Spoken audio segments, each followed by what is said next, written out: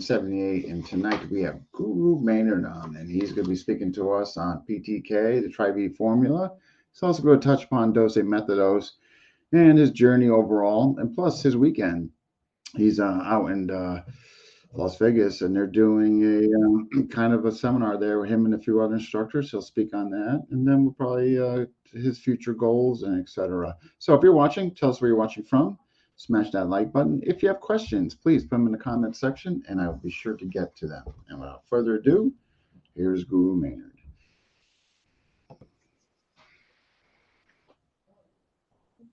Hey there, how are you? I'm fine, Dean. Thank you for having me. Oh, thank you for coming on. Yeah, Yeah, I was excited. I'm glad this is happening. And so when we had you on the last time with the other two guys, man, that test run was a blockbuster. Matter of fact, the first test run that I've ever had folks request to be downloaded on the channel. So you guys hit a home run there with that. First time that's ever Yeah, occurred. So I think it's a really important subject because, as far as I've known or been in PTK, nobody really had a clear explanation on what the Tri-V formula was. it's like a mystery. Even to this I'm not day, even a even to this PTA day. guy, and it's like, I what is it? mean, right, and that's why me and Aaron and Lamont, especially me and Aaron, were talking about it. I said if we're gonna do something, I think we should do a symposium on the Tri-V and have other instructors give their perspective on it, just because it's just such a mystery for Mm, everybody.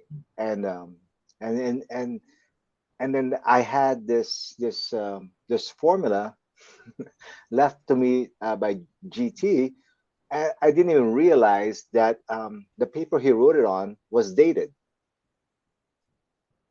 So it actually had a date on it when he wrote it to me, and it was on the corner of it. I just noticed it when I was copying it for to distribute tomorrow. So uh, all this time since 2003, nobody can really give a good explanation of what it is. You ask them what it mm, is, and everybody's kind of has a different idea, right? So I said, yeah. hey, let's do a symposium on this and get everybody's take on Great it. idea. Yeah. I mean, getting all these people coming in there giving their interpretation of it, and the folks that are going to go there, they're probably going to be in for a treat. They hear from all you guys and your perspective on it. Matter of fact, we got Royce here, and I believe Royce Oh, he's Ramos is here in now. He attendance. just got here. I haven't seen Yeah, him yet. Yeah, he's in Vegas now. Hey, Royce. yeah, yeah. So he's under obviously two on Mel, and I know they do it. So he gave his perspective on the time that he was on it. So Right. before we jump in, yeah, before we jump into that, just quickly, what was for folks who might not know, because we didn't really cover this when you were on with the other folks, Lamont and Aaron. We were mostly covering the symposium. So just quickly, your martial arts background and what led you to, I guess, FMA. Okay, so this is going to be a little bit hard. Okay, because I sincerely was never interested in FMA Okay. ever. When I was a kid, of course, I've heard of Arnis and all that, and I could never find anybody to teach me any FMA. So Okay. I never trained martial arts formally at all until I was about 19 years old. Um, when I went to college, it was like my freshman year of college is when my actual first class, or maybe my second quarter at Cal Poly, um, and I took a college karate class, and I was 19, and that was the first experience I've had in actually formally learning a martial art, actually being in a martial art class, because Okay. I just didn't find it interesting when I came here in the States. I came here when I was 12, going on 13. So we got here March of '83 from the Oh, all Philippines. right. Yeah, I'm born in April, so I was almost 13 when I got here. I'm born April 2, and I Oh yeah. graduated high school 83. Wow. Yeah. So I will Okay, not there you reveal my go. age, but There you you can go. figure it No, out. no, I figured it out. Yeah. I got here, yeah, and I said to myself, like, oh, finally I'm in the States, and maybe I can see some martial arts, and I can learn some martial arts. Because in the Philippines, I lived in Antipolo. I grew up in this area called Antipolo in the Rizal province area, so it's just a little bit of an hour from Manila. And then when we moved there, it was really kind of like a backwater area. It was a Marcos project. So my mom worked for the agrarian reform program, and she won the lottery to be able to purchase a house, a government housing. She's like lucky. My mom's always been lucky. Oh, wow. So so we moved there. Our whole family moved to this Marcos project, but it was very there's nobody there, right? So these houses that they built for government workers. So that's where I grew up, and it's mostly mountains. And if you see that now, it's still kind of mountainous, and it was really wild when I grew up. So and that was the background of me growing up, being kind of a wild kid in the Philippines. And then that's when I've always been interested in martial arts. My dad would have me, of course, is Bruce Lee, the Bruce Lee influence. Mm. And I was a kid, but I never formally trained with anybody. And we would do Bruce Lee-esque moves in the streets. I would just make them up. We would make them up, and we would get into fights when I was a kid. And so where we live, we're like the Marcos, or the government workers, and then each area of these housing projects house different Marcos, or government employees, right? So the closer you are to the Marcos, government, the more like kind of like power you have, and so the kids in that area are a Mm. little bit more like they're snotty. And then outside of the housing, like the village, we had a lot of people who lived in the periphery, and a lot of squatters also. And Okay. so yeah, so then those kids would come in and kind of pick on the government kids, because they're kind of like city kids who don't know how to fight or whatever. Oh, gee, that doesn't happen anywhere else geographically, right? Yeah. Yeah, and it was, and there were no law enforcement at that time where I lived. There's Mm. nothing. And so everything was kind of, there's not even a barangay tanod. There wasn't even a barangay at that point, right? So it was kind of wild. So I would get into fights. And actually the last time I was back there were a couple kids I grew up with. I was about 2 years older than them, and they said, "Hey, do you still do the karate stuff that you used to do?" And I said, "I didn't do karate." It's like, "Oh no, you used to do karate stuff." I would make them up. I would make up fighting techniques in the streets with my We all friends. did, right? At one Yeah, I would time. make them up. So we make them up. So like we'd figure out how to fight. We'd have rules, and like the first thing is like, if they can't see, they can't fight you. If they can't breathe, they Mm. can't fight you, and they can't move, they can't fight you, right? So like these are the rules that we made up to how to fight people, how to fight other kids. And so he said, "Yeah, yeah, I remember when you were a kid. You'd follow you around because you'd fight all these different guys." And yeah, it gets it gets pretty violent. And um, that's when I used to carry a lot of weapons. I was like 11. I would carry a bolo every day. I would carry a knife every day. I would have an axe with me. So I had an axe on my right hip, a dagger behind my back, and then a bolo on my other side. Then I would have a stick. Jeez. And I was 11 because my parents were in America, and they left us behind in the Philippines. So raised by our grandma.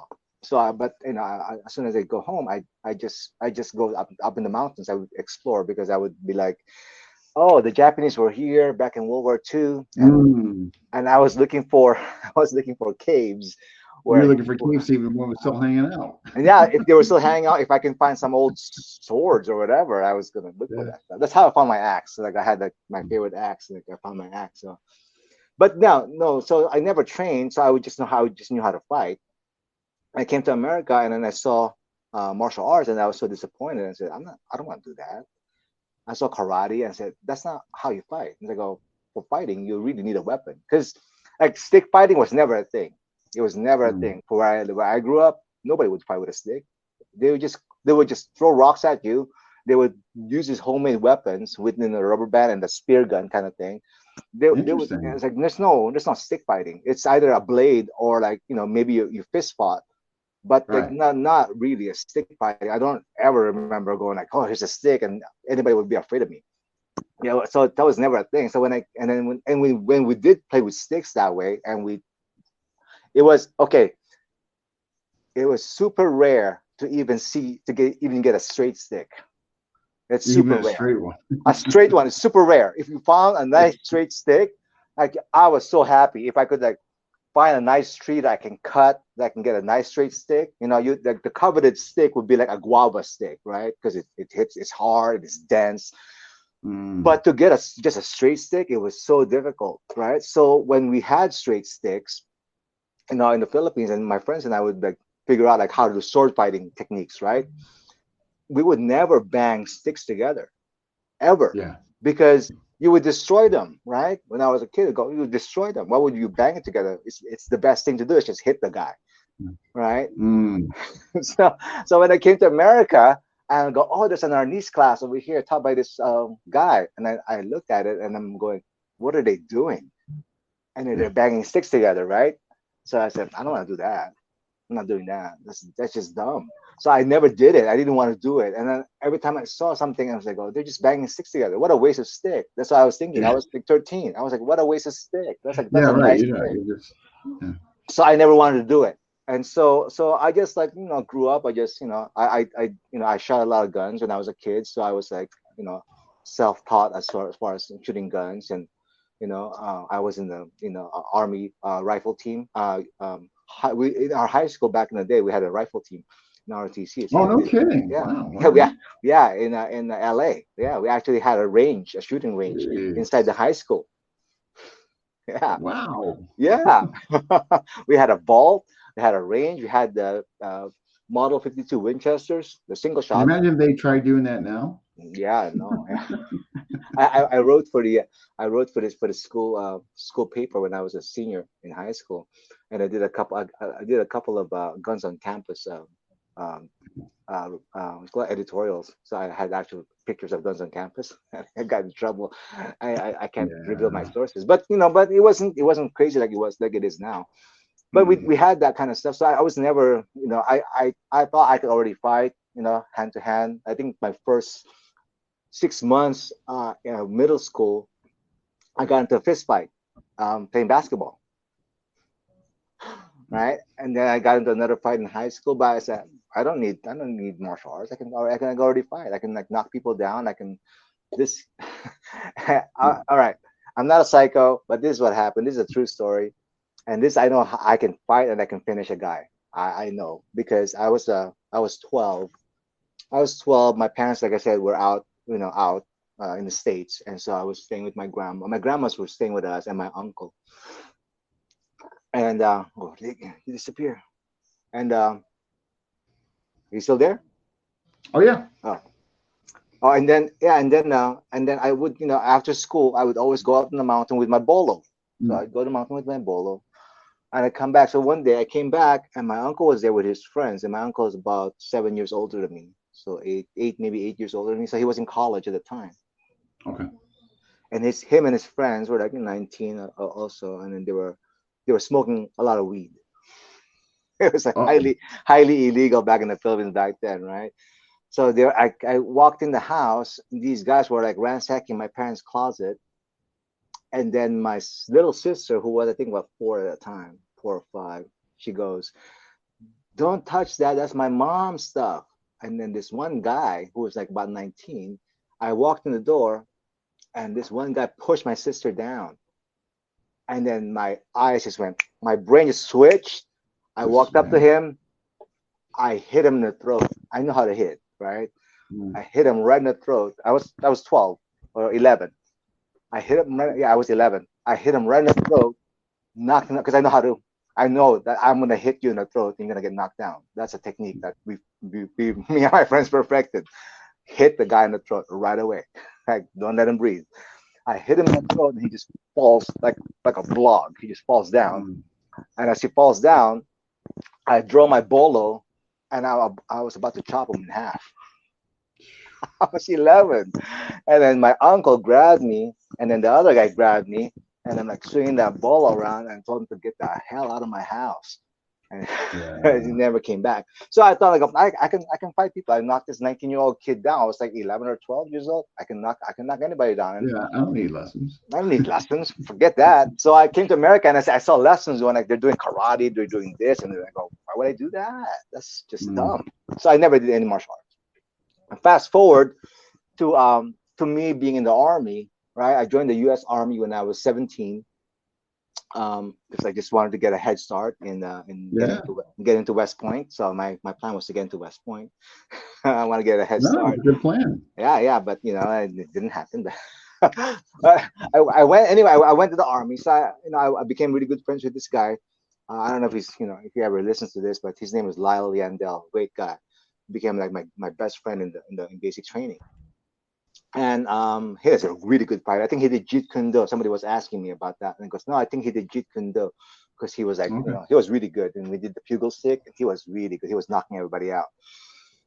But then and he was my best friend there. And then at the end of graduation, we were like, "Hey, so our goal is to be in Delta Force Special Forces." So go, all right. Mm. And he was a year older than me, so I said, so he's like, he's on that track to go into a Ranger school already. So I'm going. So he goes, all right. So I'm gonna meet you. We're gonna be in Special Forces together. I'll find you. So that was like a pact, right? So I go, all right. So what he wanted to do is like, oh, let's go fight.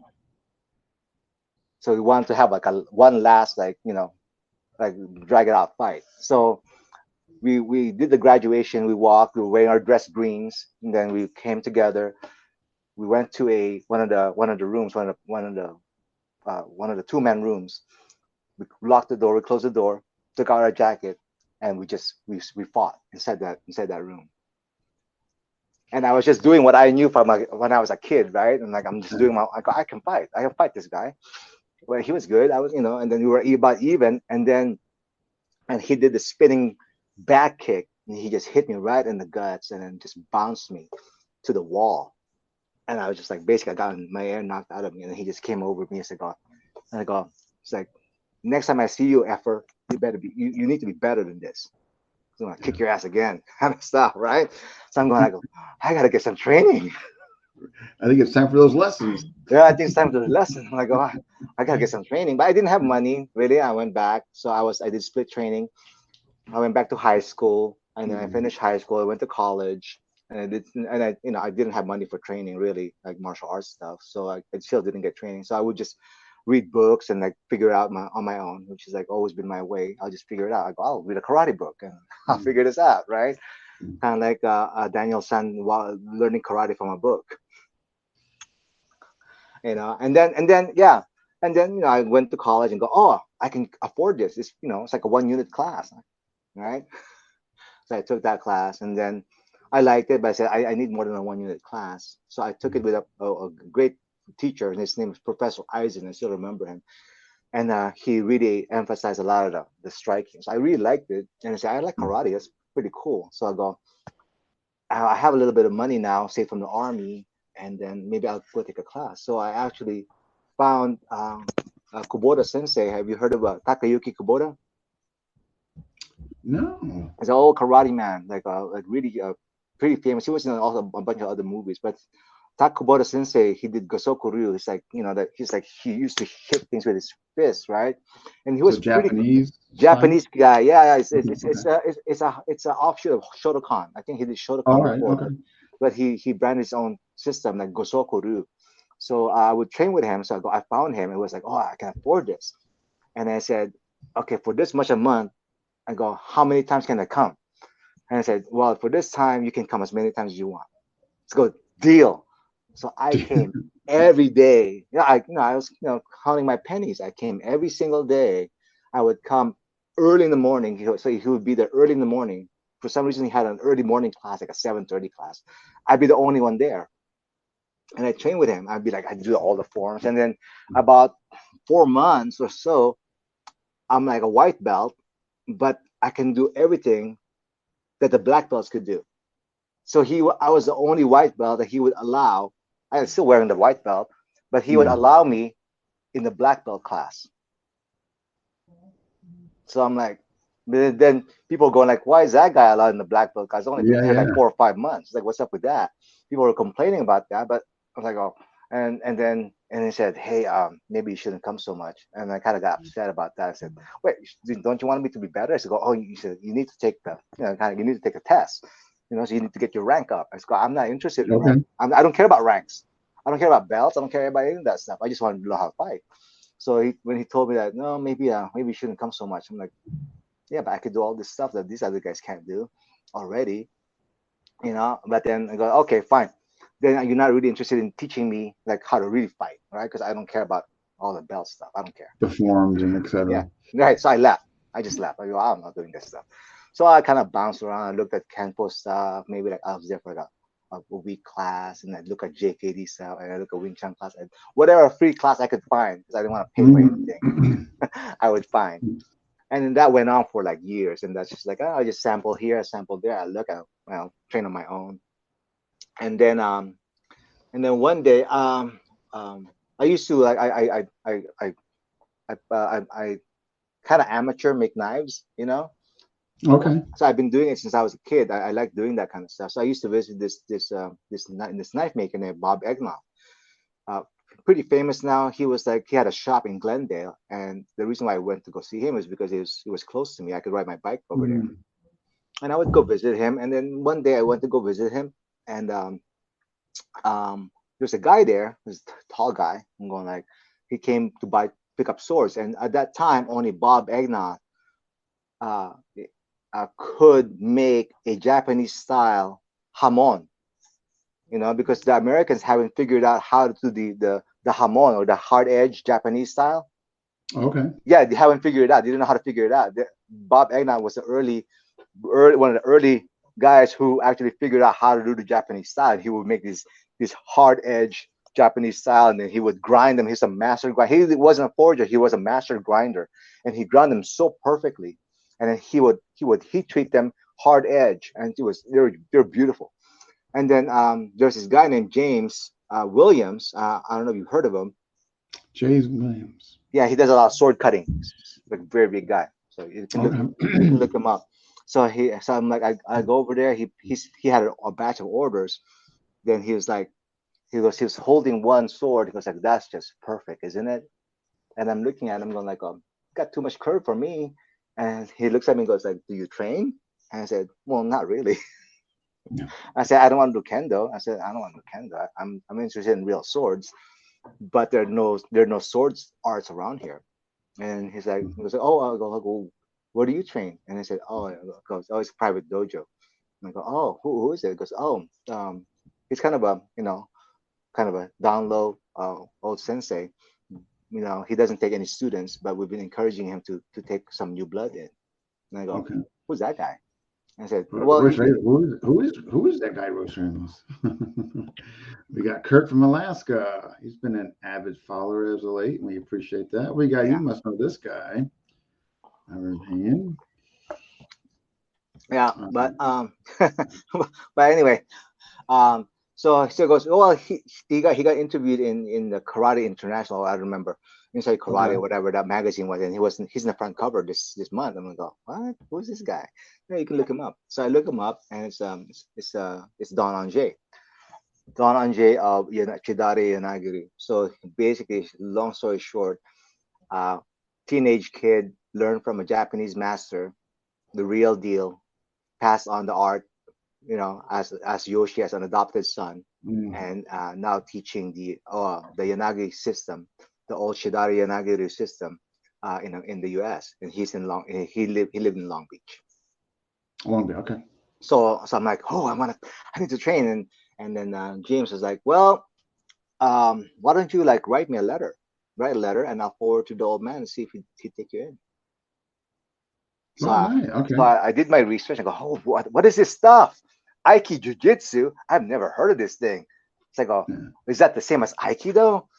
So I started doing my research, and I'm like, Aikido? What the heck is this? So I'm like, okay. So how do I get ready? I have no background, so maybe I'll enroll in Aikido.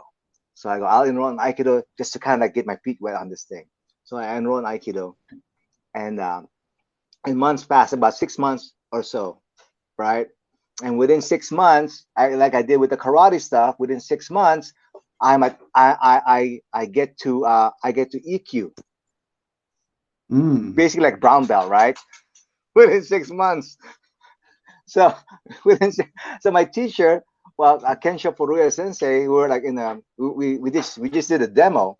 He was like, "How long have you been with me?" I said, at that time I go about 5 months, Sensei. He said, "What? 5 months?" I said, I promoted you to within 5 months. It's Five. like, oh, How do you not know that? I didn't realize because I go so much. Oh, He did. your frequency during the week. I just like I sign into the ledger. I just put my. I was there like 3 times a day, like I six got days it. a week. I would just go all the time, Yeah. and then if they had a black belt class, I would try to see if I can get in, and all the black Mm, belts and the brown and the EQ and all the black belts. I would go to they would allow me because they would throw me hard, and I could take the fall. I can get basically they were just I was just a throwing dummy all the time. you were the I, user. I can okay, I can take a fall. You can slam me. You can like I'm like Gumby. I just pop Yeah. back up, right? So they so they allowed me to keep training with them, and Kensho Furuya Sensei was just like, well, let him train, and then he realized that I was like, oh, this guy can do everything already that black belts could do, but he's only been here 5 months. I'm gonna make him an instructor, kind of thing. So then he I guess what the story was, he told everybody, all the black belt instructors, to help groom me to be an instructor Okay. because the one who got the black belt the fastest in the school was his nephew, and it took his nephew 2 years. 2 years. Okay. So it would take me like less than a year, basically, The to way become a you yeah were going. yeah because I would just train all the time. I would read Mm, the material. I'm like dedicated. So as soon as when I put my mind to something, I'm gonna get it. It's like yeah. the karate. I was into it. I'm gonna get it. I'm gonna understand it. I'm gonna do everything I can to figure this thing out. So then and then 6 months later, this is me with a broken leg and everything, but that's another story. I'm not gonna get into that. So I told Furuya Sensei. I said, Sensei. So this is Don Anje sent me a letter, and then it was actually on my table at home. And my dad, I asked my dad, when did this letter get here? And he said, oh, that's been there for like 2 or 3 weeks. And I said, what? This is from Don Anje. And if you don't know yet, I don't know. Somebody can look up Don Anje. Um, uh, I was like, oh my God, this is a letter from the sensei. And so I opened it and I said, if I was interested, I should come. I should write him back, so we can set up an interview. And there's no cell phone back then, right? And there's no Yeah. internet back Yeah. then, Exactly. right? It's like 1995 or 94 or so. Yeah. It's a few Yeah, years shy of before technology took off. Yeah. yeah. So I'm gonna write this letter. So I go type a letter, I write it, and then I'm gonna deliver it by hand. So I'm going, where's his address? So I look up the address in Long Beach. I drive to Long Beach. I knock on his door. And I go, Soke Anje, my name is Maynard Ancheta. You wrote me a letter. I want to respond to you in person. And then, Whether you invited me or not to your place. oh, I just knocked on his door, and he looked at me like, uh-huh. And then he grabs the envelope and goes, all right, see you, bye. Boom. He closes the door in my face. I I'm like, would have been like, I was like, okay. all right. That's how he was. He just like, okay, thanks, bye. Boom. Closes the door right in my face, right? And then a week later, I get another letter from him saying like, okay, meet me here. And then so I met with him, and he told me all the parameters, all the things I had to follow to be a student, blah blah blah. Oh, So he's oh, you know what? Robert here. Okay. Apparently this is the guy I guess you're talking about. All right. yes, that's right. Yeah, Roberta would know. Roberta studied Oh, yeah. Roberta studied with my classmates. Sounds like a Roberta studied ex-mafia Roberta guy. studied Oh, with my classmates because so he can figure out what I was doing. he would So yeah, so I actually like you could ask Roberta. His peculiar has changed a lot studying with my classmates when they started their own group. Anyway, so I go at Don's place, and I'm like, I did karate within 6 months. I was like, oh, I'm training with brown belts, black belts. I did aikido within 6 months. I was like training with black belts. I'm like, I go, no problem. So for about 3 months, all I did in every class was to squat in the corner for about 2 hours. Squat, fun. squat. And then I would go to sword class on a Saturday was sword class. Yeah. Sword class was just me exchanging the sword from left hand to right hand for about 2 months. Oh my God. Then after that, it was like putting the sword on the rack, putting the Yeah. sword out of the rack, putting the sword on the rack. It was like that Wow.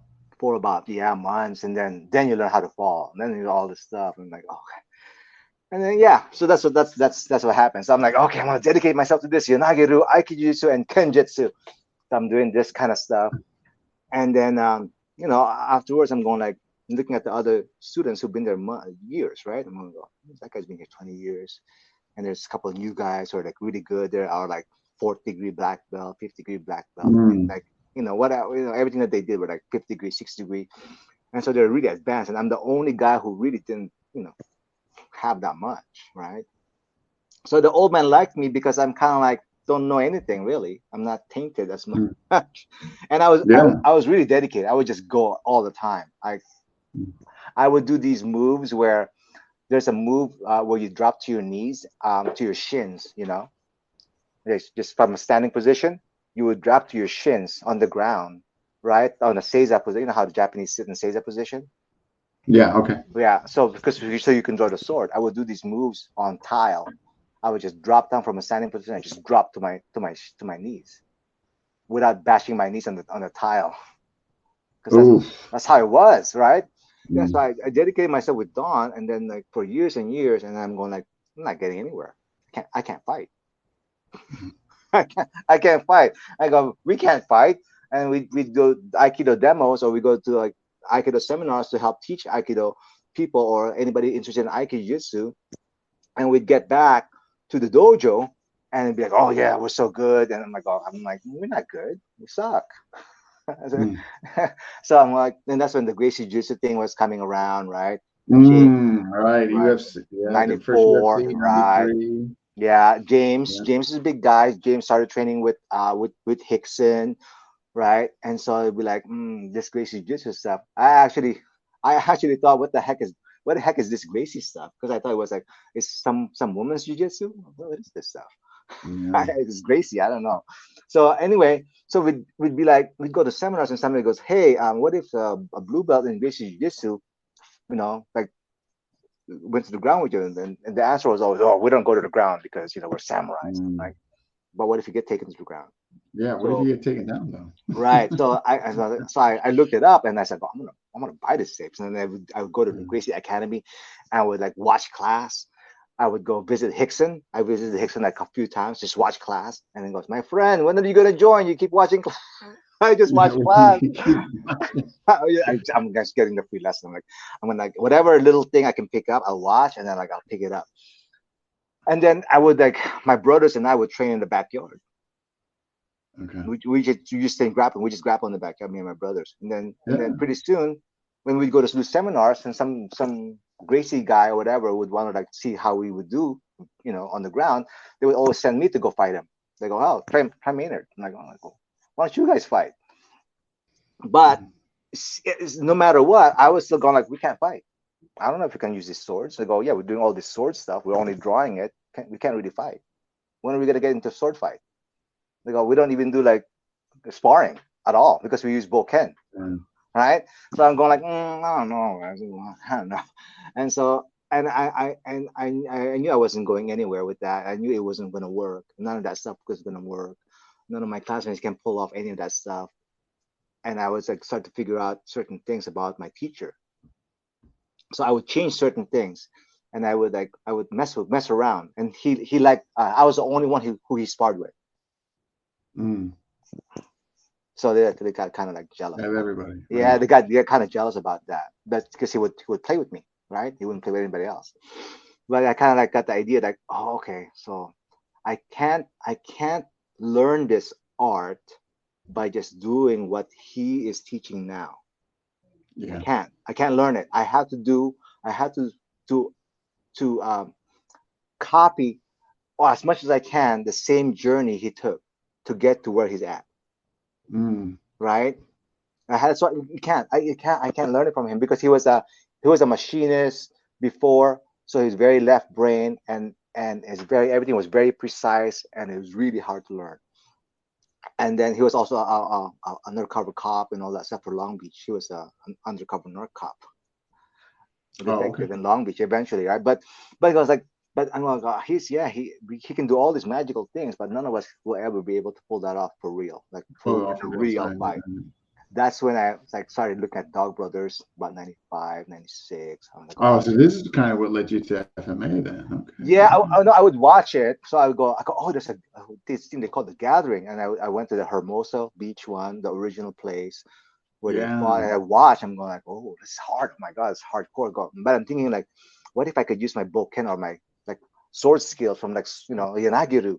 I'm like, maybe, but it's kind of scary. So I didn't want to do anything. And then it's like a couple more years, and then it'd be like, and then one day, so I'm like, okay, what did Don do? Okay, he studied this, and I found out that he studied some Tai Chi, he studied some White Crane.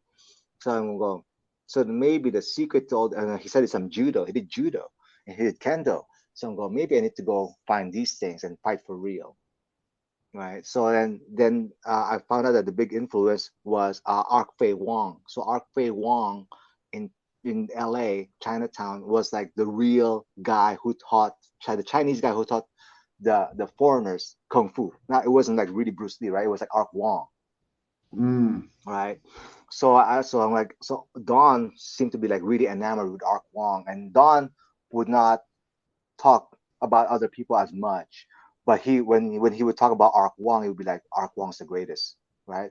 Doing Okay. Chinese internal martial arts, right? And he did internal white crane and other Tai Chi stuff. And then Don would do some Tai Chi moves, right? And I'm like, I need to go do Tai Chi because I can't understand this Japanese Aikido Jiu-Jitsu. If it's Mm. Japanese, that means the origin should be Chinese. So I'm gonna go study the Chinese internal martial arts. But where to go? Where to go, right?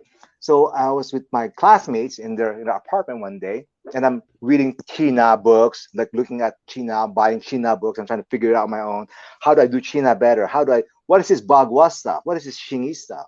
What is this Tai Chi Mm. stuff? I'm like reading, I'm trying to learn Tai Chi on my own through books, right?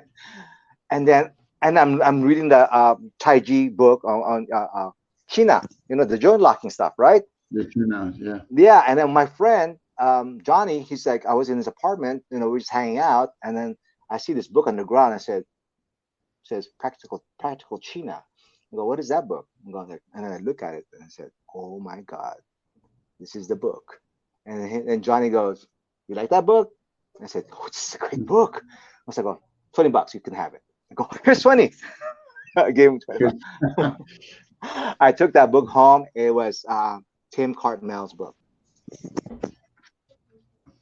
Wow. Shen Wu. So you can look it up. You can can look up the Tim Cartmel, Shen Wu. Yeah. So he's the man. He's if he's ever listening to this, he is the person I owe my fighting ability. Wow. Yeah.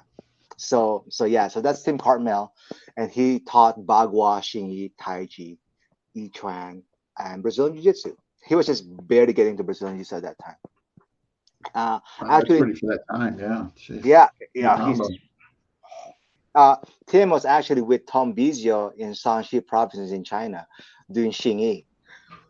Well, yeah, because I mean, Tom, he went deep into that. I mean, still Yeah. is. I understand. Yeah. Oh, yeah. So the Gao style, I think that Tom Bizio does is the same lineage from my teacher's Gao style. The Gao style Mm. Bagua is like super complicated. I never wanted to do it. I didn't do Gao style. I don't do it. It's just Yeah. too Yeah. complicated. Anyway, so I go, oh, Tim Cartmel, he's in the US. Oh my God, he is in Westminster, which is about 20 minutes away. So Truth. I found a phone What number. another link. I call him. I find out that he's actually friends with my teacher, Don. So I introduced myself and I said, hi, my name is Maynard. I'm a student of Don. I'd like to come by and train. Go, oh, and then at that time he was just teaching in his garage, in his dad's garage, Okay. converted like dojo, right? So I'm going, okay, come by. And at that time I was like really full of myself because we're samurais, but we can do this samurai stuff. I'm like Yeah. stand like a samurai. And he goes, yeah, sure. You can come by next week, and we have open mat from 2 to 6. They go, oh, what's that? Oh, that's when we spar. I go, oh, okay, I'll show up. I go, I'll fight anybody. So I go there, and I'm like, open mat. That means like for 4 hours from 2 to 6 is all sparring. So I'm going like, all right. So I get there. I barely crawled out of there. They beat me up so bad. They beat me up. I was like beat up, like because I was. No, I didn't know this, but they didn't like me because I was arrogant because I had that samurai flair, right? Oh, you can't. Yeah, Oh, they you're were just gonna, presumptuous. yeah, they were gonna kick my butt and break me and then make me like not come back. Like, oh, just kick his ass. Like, oh, wow, we just kick his ass. Mhm. And at that time, it was like, there's no like, oh, this waiver stuff, right? It's like, ah, whatever. He Yeah. beat you up. And then, so I go like, I come to work the next day, I was all beat up. But then I was young, I recovered really fast. So I go, next Saturday, I'm there again, 2 o'clock. I'm like, oh, all right. So I rode my bike. So I go, okay, wait, did you get? I go, yeah, I rode my bike. I go, you think you're gonna get home with that? I go, of course. I go, yeah, we don't think so. They beat You won't me be up. covering. Oh, they beat me up again so bad. I was crawling on the floor. I mean, literally just like really crawling on the floor, trying to like sit myself up, and they're just laughing the whole time. I'm really like beat up. I had to call my girlfriend. They could barely like dial the phone number, and she picked me up in a van and just put me in the van. And then they're like, that guy's done, right? So the next week I come back again, like, all right, I guess this guy's cool. Yeah. And so, and then I told Don afterwards, I told Don, hey, Sensei, I want to study with Tim Cartmel. Mm, I'm gonna take a leave of absence from the school because I want to study with Tim Cartmel. So nice. that's when I took the leave of absence, and that was during the time when we just finished the Kenjutsu series of videos, right? So he wanted to kind of like document the sword style that we did, right? Okay. And so he chose me to demonstrate in the last two videos. Oh, nice. So Okay. yeah, so prosperity for all times. I'm the one who represents the technique of the swords of the school. Okay. So you can, Oh, nice. I don't know if you can still see this. It's a Kenjutsu Volume 2 and 3 of Yanagiru. You probably buy the DVD. I actually have not seen the DVD. But yeah, so I demonstrated all the techniques that he wanted to show in the DVD. So you see me like wearing my little hakama and kimono, doing sword, Japanese sword. Oh, nice. Yeah, and I think because of that, they were kind of like, it's like, why does this guy get to demonstrate this for all times? So they thought that the old man liked me a lot, and then that it looks like I might be the Sokedai or the inheritor to be. Oh, So because he was looking to wow. he's looking to pass it on Yeah, like he's he's looking looking to for somebody to, somebody to right. take it, right? And then I didn't like that talk behind my head. I'm going, I go, no, I suck. I can't fight. I go, I can't fight. I can't do this stuff. I go, yeah, we can do it because it's all cooperative, sure. But like, yeah, if you really want to defend the honor of this art, I can't fight. So I was like, I'm leaving. So I left so that I can do my Musha Shugyo, right? My warrior's pilgrimage, right? Which is like common in every like Japanese martial art thing, right? So all the Japanese stories, like some guy, the lone samurai looking for testing himself, right? That's the whole story, right? Mm, And that's what I did. So I at Tim Cartmel's, it was like every Saturday was open mat, 2 to 6, fighting, all 2 to 6. comers, Yeah. everything, every time. So we would train from 9 to about 12. We'll have lunch, and then we come back at 2, and then it's all sparring from 2 to 6. Okay. Two to Sometimes we six. go until 6:30, and I attended every single class that I That's can. long. Yeah. Bagua, Xingyi, Taiji, Jiu-Jitsu, and his Shenwu stuff. I was there like 6 days a week. I was there like 5 o'clock in the evening until 9 o'clock in the evening every single day That's until wow. on That's Monday. Yeah, so I'm like, yeah. So that's what I did. So that's how I got my fighting stuff. And then I would go to the Dog Brothers. And here's the thing: I didn't want to. I never wanted to do Filipino martial arts. how ironic. And Ever. now you go check out I the was epitome of open I, fighting, the Dog Brothers, you I know? was really I wasn't convinced that Filipino martial arts is any good. Yeah. I'm Filipino. I'm not convinced it's any good. I said, why would I do that? And I know some people will hate me for this, but this is how I was thinking, and this is me at the time, right? So this is me thinking about this, and this is me as a kid thinking about this. So I never did it. I Mm. said, why would I learn? And as a kid, right? This is me as a 13-year-old thinking this way already, right? So why would I learn the martial art of three-time losers? And then people go like, what do you mean three-time losers? I go, Spanish, American, Japanese. So we got our Japanese. butts kicked three Uh, times. So why would I do that stuff? And so I never wanted to do it. And I'm just like, whatever, I can figure it out myself. I don't need to learn from no master. I was like, what all that stuff is like probably fake anyway. It's like they're all nonsense.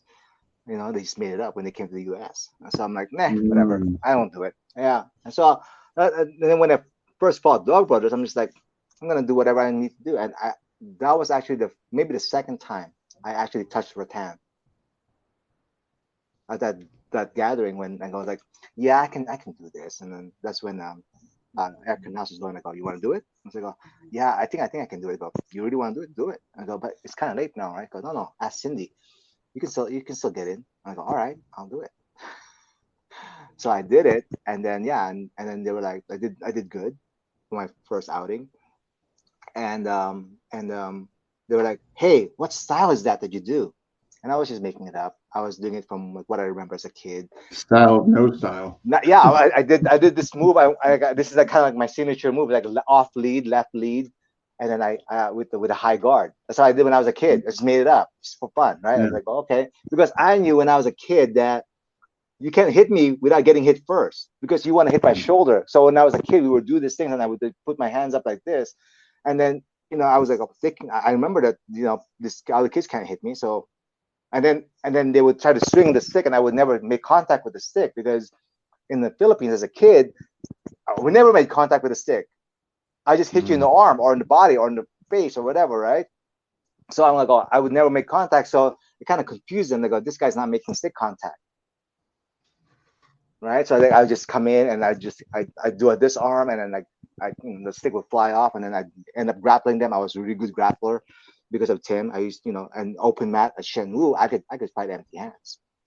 Right. Right. The minute it goes into a clinch, I got you because I mean 4 hours of sparring at Shenwu Yeah. Right. Yeah. every Right. Saturday. I could throw down all the time, and I'm used to getting beat up by Tim, and Tim would just beat me up all the time. There's Tim, there's Glenn that just beat me up, so it was nothing to me to get beat up. So I could fight, and then I'm like, then I kept fighting. So I was telling myself, and I was cocky, right? I'm going like, I'm gonna go to all the dog brothers, like all the named dog brothers. So I Mm. go the next, like, who's the next dog brother? And I go, who's that guy's teacher? I go, oh, that guy's teacher is that dog brother. I go, I'm gonna go after that guy. So I went to after his student. I'm gonna go after his teacher. So I'm like, okay, and I'm gonna work my way to the best one. So I work my way up to Benjamin Rittner. So I'm like, okay, right, this guy. This guy's awesome. Yeah. This guy's badass. Right? He's so good, right? And then I fought him, and I hear. I could not touch that guy at all. I hear he's amazing. I'm just Yeah. like, what the heck's going on? Yeah. I tried my move. I didn't work. I had to do it twice to make it work. But that's when he actually hit me. But I didn't Yeah. feel that I got hit. Right? I just felt it way later on.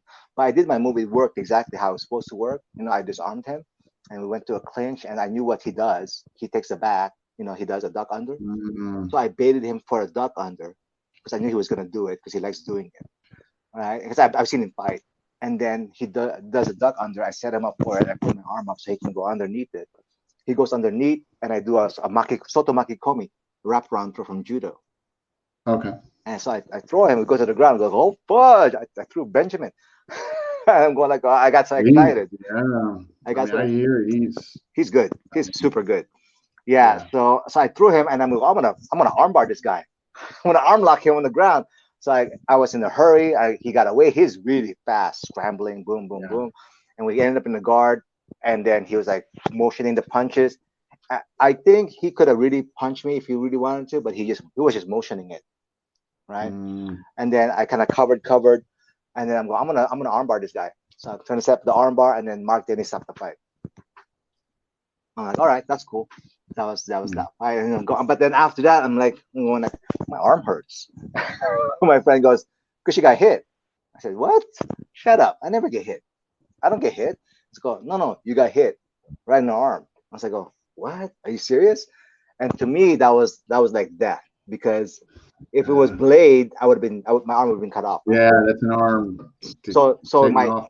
Somewhat right, really compromised, right? right. And so in my head, I'm going like, oh, I lost. I lost. I didn't. I lost because Benjamin hit me. If that was a blade, my arm would have been Yeah. gone. So I'm going like, yeah, I need some training. I Oh, think so I that would lead you to actually get formal FMA training. Okay. right. So I asked, goes, who is the best? Eric Canals Yeah. is the best, right? Go, who trained Eric Canals? And I was like, oh, Leo Gahe. Who is this Leo Gahe guy? I have Yeah, I no, mean, I had no idea. I had no Eric idea. Mouse back then was killing it, right? I mean, Right? gosh. Oh my God, he's so powerful. He was so fast. He was like so big. I go, and then, but then, you see the techniques. I'm like, okay, so I'm gonna train with the one who trained the best. Oh, he's in the Philippines. I'm like, what? And so I started looking at what Pikiti Tertia was, and I go, Kali. Yeah, I've heard of this a long time ago because my friend had a Dan Inosanto book, that Filipino martial arts book. Yeah. Yeah, and goes, I go, Kali. It's like, okay. And so I don't even know what that means, right? So I'm like, but he's in the Philippines. I'm like, oh man, that's too bad. So I took, I think, 3 classes with Mark Denny. Okay. I went, yeah. So because I think it was Sunday, he would do like a 1.5 or 2 hour class, and then and I joined so I can learn something, right? Because I really like the Dog Brothers. Mark Denny's videos those are probably the best FMA videos, I think. Yeah, the whole series back then That was, whole yeah. series, excellent. They're all excellent. Yeah, I Like still it's like have it. Yeah. the Mine's way on they're structured. VHS. Yeah, I had VHS. I still have them at home. So the way Yeah, I wanted to they go structure. fly out. I saw him in 2003, and when I was out there, I got the whole set and all that. I mean, I enjoyed it. It was just logistics, man. I'm going from Connecticut to Los Yeah. Angeles. I mean, that Yep. wasn't happening frequently. No, I would join his class, and then I liked his class, but I'm going like I need a more like really formal structured version of this, like Yeah. because it was like a lot of techniques, a lot like tricks. It's like Mark Denny's very very crafty. Right? He has a lot of these like great ideas. I still really like one of his drills. He calls it the prison riot. I like doing that a lot still with a group. Remember the metronome? It was Yeah, something and you then we do. had the metronome. Metronome. But what he would do in the warm up was a prison, because he calls it the prison riot, and everybody's going after each other because it makes you really makes you aware of who's behind you, right? Because you end up Oh, okay. focusing on one guy, and then you end up getting hit by somebody else on the Yeah, side. yeah. Okay, if you're on 360, man, you're getting Yeah, knocked out. so I really like that. To this day I still use that prison riot drill when I train my guys. And so I'm like, that's not enough. So I go, what? Okay, let me look at this Pikiti Tertia stuff. And then I looked it up and I was okay, Pikiti Tertia Global, and there's Tim Wade, right? And I go, And okay, there's so in Texas. PTI, and So there's I go, okay, I go, Pikiti Tertia Global, okay. So that's the first one that comes out on the search, right? I saw PT. I go, oh, okay. So I call up Tim Wade, and he answers the phone, and he was a Mandala back then. And he goes, "Oh, you're in luck. GT will be there this weekend." So I called him on a Monday. So GT Gahe was gonna be there on a Saturday to do a seminar at Dan Inosanto, at Guro Dan's place. Okay. So I said, "Sign me up." Yeah. So I'm like, that's the first seminar I actually ever paid for. I don't go seminars, right? So I go and pay my money and go to the seminar. I meet Guro Dan for the first time. So remember, I'm in LA. I didn't want to even train with Guro Dan. Yeah. Right, and he's like the epitome of Filipino martial arts, right? Yeah, exactly. So I didn't want to do that either. So I go, okay. So I meet GT for the first time. Like, okay, okay, gentlemen. First thing we have to do is mental calisthenics. I'm like, okay. So I train with him. Yeah. So I'm like, all right, I'll do everything, whatever this guy says, I'm gonna do it, because he's this, the best does this, Eric Knaus.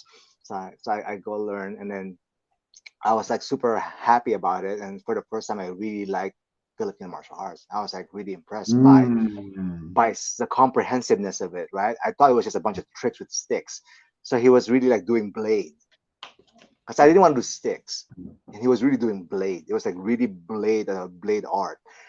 And I really liked it. And at the end of the seminar, he's like, "You're good. what's your background? So I knew I knew I didn't want to say anything. So I said, oh, I did a little Tai Chi. So he goes, you're good. Probably wasn't expecting that. Yeah, so I go, you're good. So I go, you should train with me. I go, I'm like thinking in my head, go, yeah, there's no way I can afford this guy. All right, something like, go, and then so I go, give me a call. He gives me his card with a phone number. And I go, how am I gonna train with you? You're in the Philippines, right? Yeah. That's the thing, right? So I looked at the number and I said 562 area code. So I'm in the 562 area code.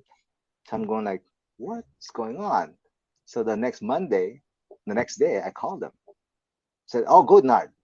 So come tomorrow, 6 a.m. We train. I'm like, okay. So, so I take a day off work. I go to the address. So what was going on was he was in LA for a few months because he was helping his wife's uncle sell the house and move back to the Philippines. Ah, okay. So So he the was timing was staying, right. Okay. yeah, he was staying in Carson. So only about 10, 15 minutes from where I live, right? So I went over there and then 6 o'clock in the morning, boom, footwork, work hours. And then there was another guy who started with me at that time. He came from San Diego. He would drive from San Diego, Rusty. And it's like he came there a little bit later and I was already sweating because he was making me do all this footwork for like hours already. And then he came a little bit later and he said, oh, so this is the first time you're training with GT? I was like, yeah. Let's go. And he's just laughing. And then I asked him, goes, hey Russ, do you know how much this would cost? Because I don't have a lot of money. So he goes like, what? I was like, oh, I don't know how much this. He never mentioned anything about money or payment. All right. So I said, bro, you got invited by the old man. He's not gonna charge you anything. And I Ah. said, what? And true to fact, and that's why people always, back then we go like, oh, you train with Leo guy, he's all about the money. Go, no, not really, no, Yeah, I've not heard really, mixed things. So there's probably, yeah. I mean, I'm sure there were times like you where he was just no. being generous. You know what I mean? Yeah, I'll tell you right now, because people go, oh, how much did he charge you? Because he would charge people crazy money, right? And he told me later, go, if I don't like you, I charge you a lot of money, so you go away. But if you don't go away, I just like take your money. Yeah. But like, I was like, what? And I said, oh yeah, you're invited. You're invited, but he wanted to train you. He gave you his Right. phone number. He invited you to come train with him, right? So go, he's gonna train you. It's not about the money because that's not how he does it. With the brothers itself, the Nagtalon brothers. And so I'm like, oh, okay. So true enough, I would go see him every other day or so whenever I can get out of work at night, and I would train with him. He never say anything about money. No charge, nothing. That's, He would just train me. He would just train yeah. me. Yeah. And then and then I don't know how deep into the crazy stuff you guys want to get, but I can guess the real reason. Like, so now I'm with GT. I would be like, I'd meet him at Jollibee's in Carson. So everybody knows. Like, I don't know. I think maybe Roberto would know this, right? I go to Jollibee. I meet him in Jollibee's in Carson, and then we go train at the park, which will go back to his house or whatever. And then one day I go there and meet him around 6 o'clock. I was at Jollibee's and we're sitting down having a little bit dinner and then talking first. And he's like, he looked really tired. He's like, oh, tired, right? I was like, oh, hey, what's going on? What's going on, GT?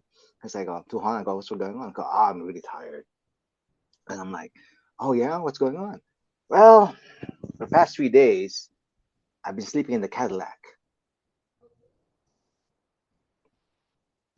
He Hmm. lived he lived in a 3-bedroom house with this old man, right? Yeah. Right, with the uncle.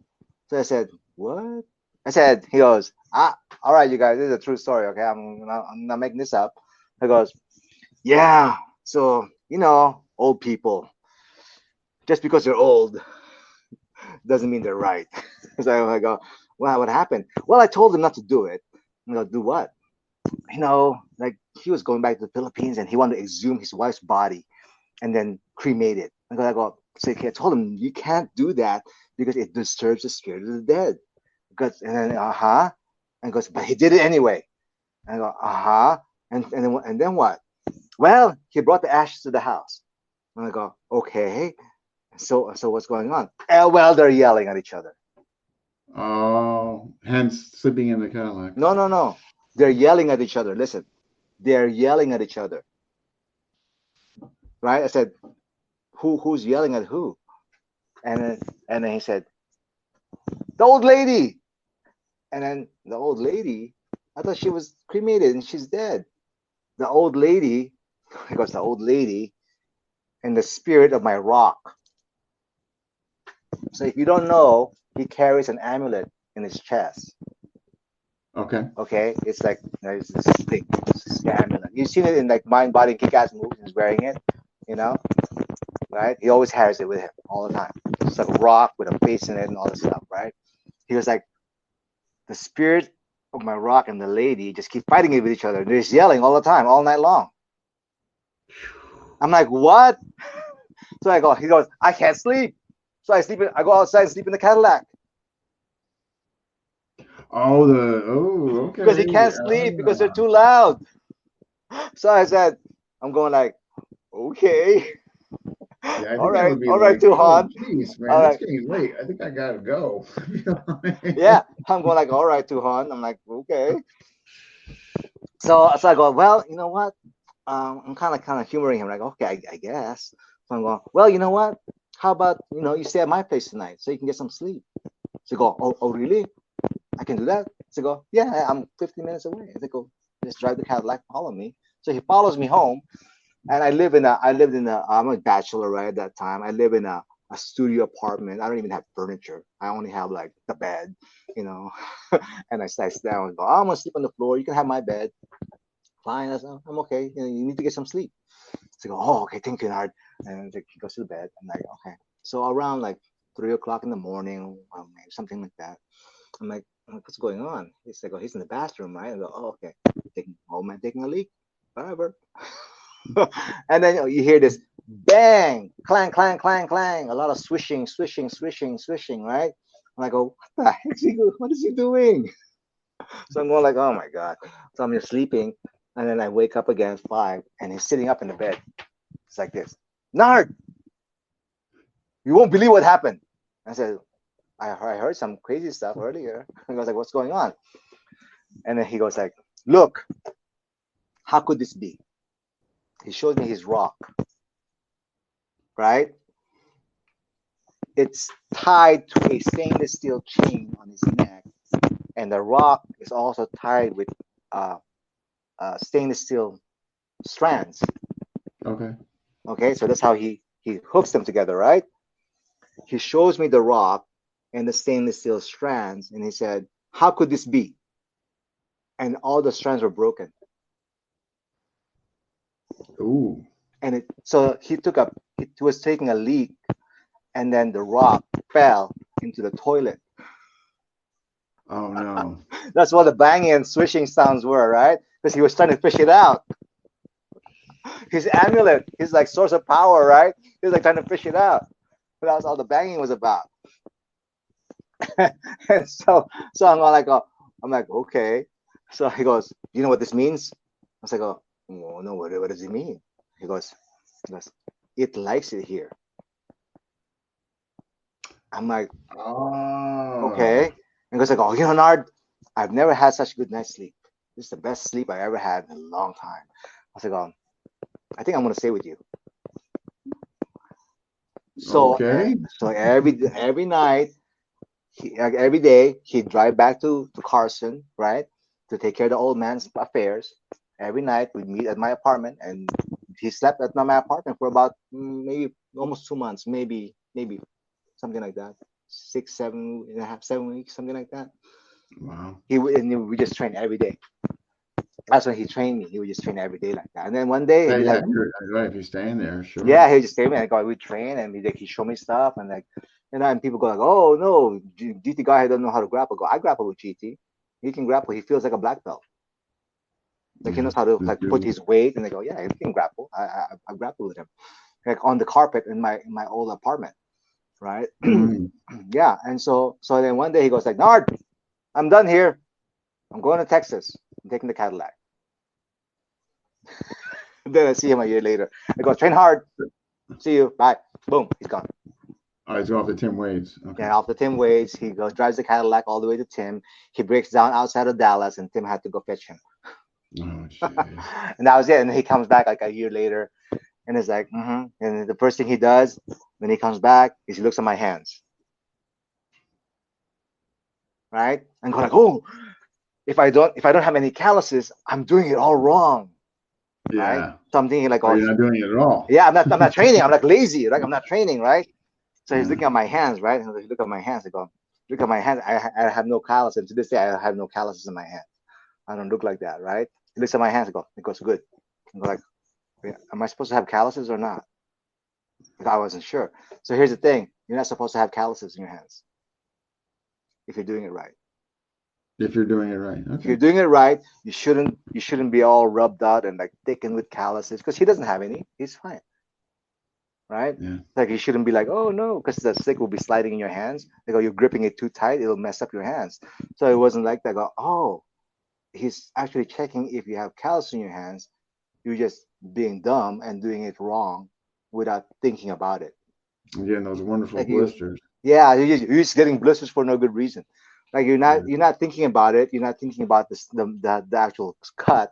You're just like banging away at something. So like like you kind of like you're like, oh, you're too dumb. Like he doesn't like teaching you anymore.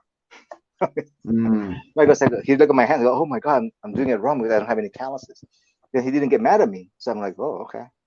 So I just kept doing Wow. it that way. So I never had any calluses in my hands. So he just do that every like year. He come back. I bring Tim Wade. Then I knew that dosimethodose is important. So he was teaching me Tri B, right? That's why the date on the document that I had from him is Tri B. It says Tri B formula. So Okay. I'm actually the only one with a document that says Tri B formula and it outlines all the formulas. Okay. Nice. Yeah, I thought he just gave it away to everybody. Apparently, I'm the only one with an actual document that says Tri B formula, and he outlines the formula: Formula One, Formula Two, Formula Three. So as far as the three formulas, I guess, can you speak on them or? Yeah. So if you look at it in a triangle, right? Okay. So the first formula that he wrote down, the most important one is Formula One is mastery of footwork. Mastery. Okay, Okay. mastery of footwork. Formula Two is mastery of entries. Okay. Formula Three is mastery of attacks. So all right. So footwork, Footwork, uh, entry, and attack. entry, and attacks. Okay. Right. So that's a Tri formula. So I'm going like, so I go, okay, so knowing what formulas are, what and everything in Philippines is always in threes. What is and then he's always talking about the LCD, the lowest common denominator. So it has Mm. to be some kind of mathematical thing that he's doing here, like a real mathematical thing. So I'm going like, okay, what is it really in physics? What is in physics? It's and when I box, right? When I box and I did jujitsu and all that other stuff, it's always the common theme is space and time. Space and time. So I'm going like, oh, well, it would have to be space and time because especially when I box, right? So my boxing coach was like, boxing is all about mastering space and time. I go, I was like, oh, it's exactly the same thing. So I go, okay, the format has to be like footwork is mastery of space and time. Mm. Right? Space in the ring. So it's actually space, time, and relationship, right? You are in the ring, right? The space between you and your opponent, the timing, and then the relationship between you and your opponent, the opponent and the ring, the ropes, and you and the ropes, that kind of stuff, right? Okay. And so I go, if it's the same with boxing and it's the same with wrestling, because in wrestling is also space and time. It's the same with kenjutsu. It's the same with jujitsu. It has to be the same thing. So it goes, and Yeah. then what's the other thing in physics? The other thing is energy, space, time, and energy. Okay. Right. So then I wrote it up and go, oh, okay. So it goes, so space and time is mastery of the footwork, right? But what bisects the line of space and time? So if I go space over here, time's over here, energy is up here, right? The triangle. So energy Okay. bisects that line, right? So I go, okay, so energy is your ability to strike. So it goes, the better you are at mastering space and time, the better you are at being able to project force, which is energy, Mm. For the attack. right? Okay. For that attack. Because that has to be how he does it. So I go, and then you look at the rest of the formulas, right? And it goes, okay, so the next one will be like mastery of entries, right? So if you look at entry, it's energy and time, and it's bisected by space, right? So that means that the better you are at energy and time, the better control you have of space. Okay. Like where you are going to be in the fight, right? So it goes, mastery of entry is putting yourself in a position where you have advantage in the space.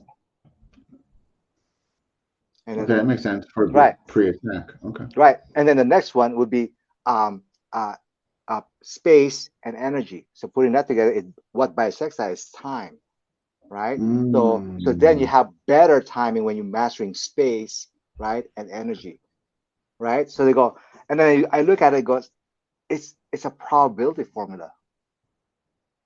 So I've been working that for like forever with my guys, and like, so I'm thinking that, okay, so let's look at how like martial arts are passed down from one generation to the next, right? So every generation makes a contribution to the system. Sure. Right. Whether it's good or not, but yeah. Yeah, yeah. If it's not good, then it would die off, right? Yeah. If it's good, it should like keep going. Like that's why Japanese martial art, like they call ruse, right? Ruse are really like the flow of the river, right? So the river can flow and it can create different branches of streams, right?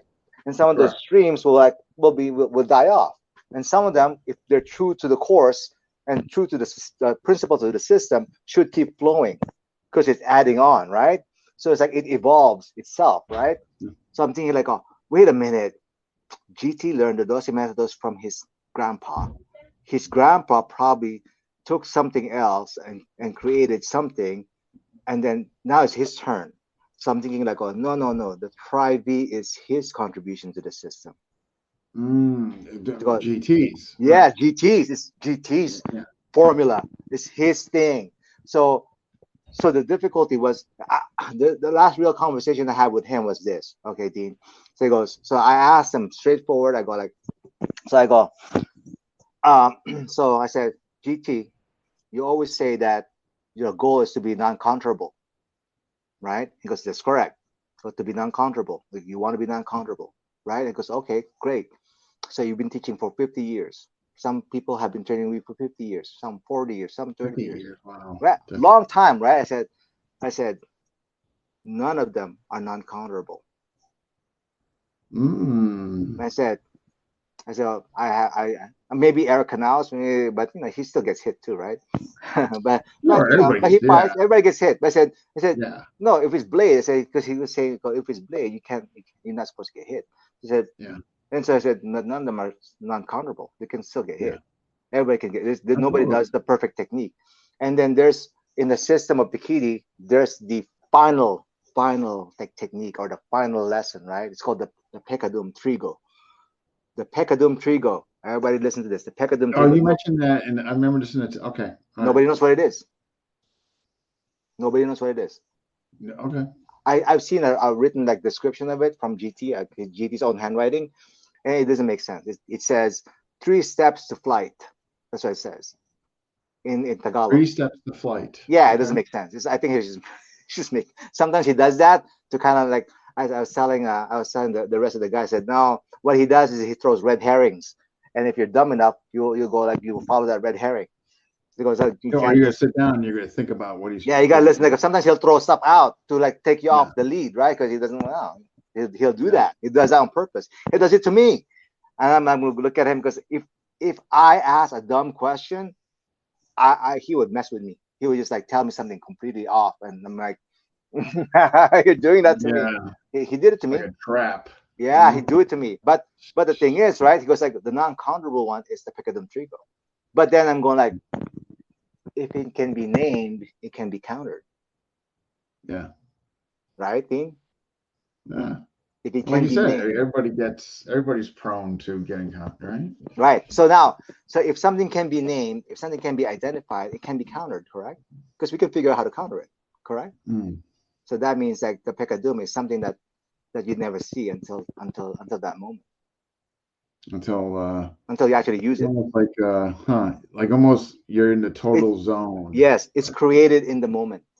Yeah, yeah, Yeah. So that's why he never teaches it. That's why nobody knows it, yeah. It's because something it's you not don't meant. visit often. It's your own. It's a thing that you put together yourself in the Okay. moment of the fight. That's what it is to me. But anyway, yeah. So the tri B for me was like, that's why I go. You asked me, I go, why am I so into the tri B, right? But when everybody was telling me like, oh, the Dose Methods is the system. This is the authentic system, the Mm, original system. Goes, no, no, no. Yeah, I know. I have to understand the Dose Methods, but the tri B is, I believe, okay, I could be wrong, but the tri B is GT's contribution and evolution from the Dose makes Methods. sense. Yeah, it's what he brought right in early 2000. Matter of fact, Yeah, he came within early 2000s, if I'm not right, right, mistaken, right? right. Yeah. Because his thing was like, okay, all right, how do I make this? Because goes about functionability, Mm, not operability, and then operability. non-counterability. Like those is three things in those Yeah. methods. Everybody would be talking about that, right? It was like, oh, so first you got to be functional. Like you got to learn how to play the game, Yeah. right? It's like simple, right? You got, like, you can learn basketball pretty quickly, right? You got to learn Mm, how to play the game, right? And then you need to be operable. That means like you can play the game like well against other people who are trying to play against you. yeah. And Yeah, then you the can goal, operate within it. Okay. right? You Yeah. can operate. You can play the game. You can play a game at a high level because the goal is to be like to have that technique, that special technique that only from you, like you're the one who has it, that can develop its own technique. It's kind of Mm, like it's kind of like being in jujitsu, so from Tim, I got up to brown belt in jujitsu, okay. and I'm supposed to get a black belt, but I hurt my back, so I stopped training for a long So time. brown belt, Yeah, that's hot. I mean, that's a good level. yeah. I mean, I was gonna fight a major tournament, and I was like, I'm gonna go hard for 5 minutes at 95% of my heart rate, and I'm gonna crush all these guys. And I was training really hard. I just jacked up my back really bad, Yeah. and then that took me off. Bump done. Anyway, in jiu-jitsu, how I learned jiu-jitsu was that the brown belt and the black belt has the same technique. They know the same things. But the difference in the black belt and that my teacher Tim would tell me was that the black belt has developed his own game. It's like somebody is a black belt when they have their own game. Like they develop When they a right. game Yeah. unique to them. Like their own expression, Yeah. right? It's like it's unique to you. You do it because that's unique to you, your experiences and your height, your background, what you're capable of, right? So it says a black belt is somebody who's developed their unique expression, like their own technique, their own Mm, style. Like maybe that's a that makes technique sense. or whatever, right? So I think Pikitis is similar, right? That's why to me that's why it's an art, right? So there's always only three things, right? There are only principles, and there are methods, and there are expressions, right? So in the end, Right. Okay. Okay. you have to get to that part where you can have the expression, The expression, right? right, Your own art. It's like which becomes your your art own. is your own, right? It becomes your own. It's still Yeah, it becomes peculiar your own. tertia, right? That's why, like, like you see my things, Kali Dynamics. It's peculiar tertia, but it's really like a lot of Chinese internal martial arts. There's a lot Mm. of Japanese stuff in there, but just because from my perspective, right? But a lot of it is really that's why I really think that's why to this day I really thank GT Gahe for really making me appreciate my own culture. Yeah, right. I mean, right, yeah. I mean, It, wow, wow, I wow. mean, it's really like if you really look at the Dos Methods and the way I see it, it's Yeah. really a work of genius. And you have to think about this that they didn't really have that education, but they're like it's genius level the way they from how I am conceiving how I see the Dos Methods, the 12 methods of the Dos Methods. It's like it's a work of genius, And right? that's been around for a while, Yeah, right? With the Cortez. yeah. So I think so. That's what I believe GT's grandfather taught him. The 12. Okay. The Okay. Doce Metodos. Maybe he learned another version of Pikiti from his grandfather, and then he evolved the Doce Metodos. He called it. Maybe we don't know, right? Because all the documents are gone, right? But But it makes sense but because Greg Alon and Bill, way back in the early days, what they get? They got the Dos Methodos. right, right. So So, that was his stuff, and then over the years, I believe GT was been working on kind of like, hey, what's my contribution to this, my evolution of this. mm, So I believe that's a tri V, the tri V, and I was definitely in telling the early. in the early 2000s. right? Yeah, for sure. I remember that came out. I mean, I was like, I remember hearing about it. Like, Yeah, oh, guys, that's he's got this early 2000. new formula, Right, and that's when I first learned it, right? Because that's how he Yeah. taught me. He wanted to teach me the Tri-V methodology, and I was telling Mhm. Tim about the Tri-V, and I said, Tim, what about this Tri-V? Go, oh no, no, no, that's not the system. The system is the dosimeters. Oh, okay. So I learned actually a lot of the dosimeters from Tim Wade. So I'm like, okay, but I'm always in my back of my head. I go, no, the dosimeters has. I mean, the Tri-V has to be something important. Otherwise, he wouldn't be teaching it. And I was going, Otherwise, he wouldn't have came up with it. But for historically, though, for and I'm sure a lot of people know this, but maybe perhaps some of don't are watching this.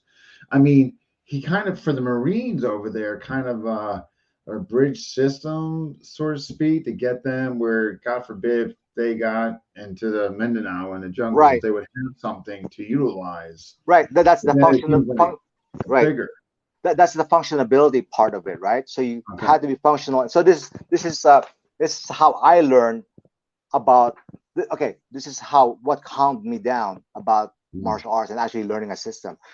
Because in the beginning of everything, right, you kind of always insecure that if you can't really, can you really use this, Yeah, right? or question, right? You're Right, you're questioning. questioning like, can you really use it? So my teacher Tim Cartmel said, no, no. What you want to do is teach somebody how to fight immediately, so that they already know they can fight. They can already know they can defend themselves, right?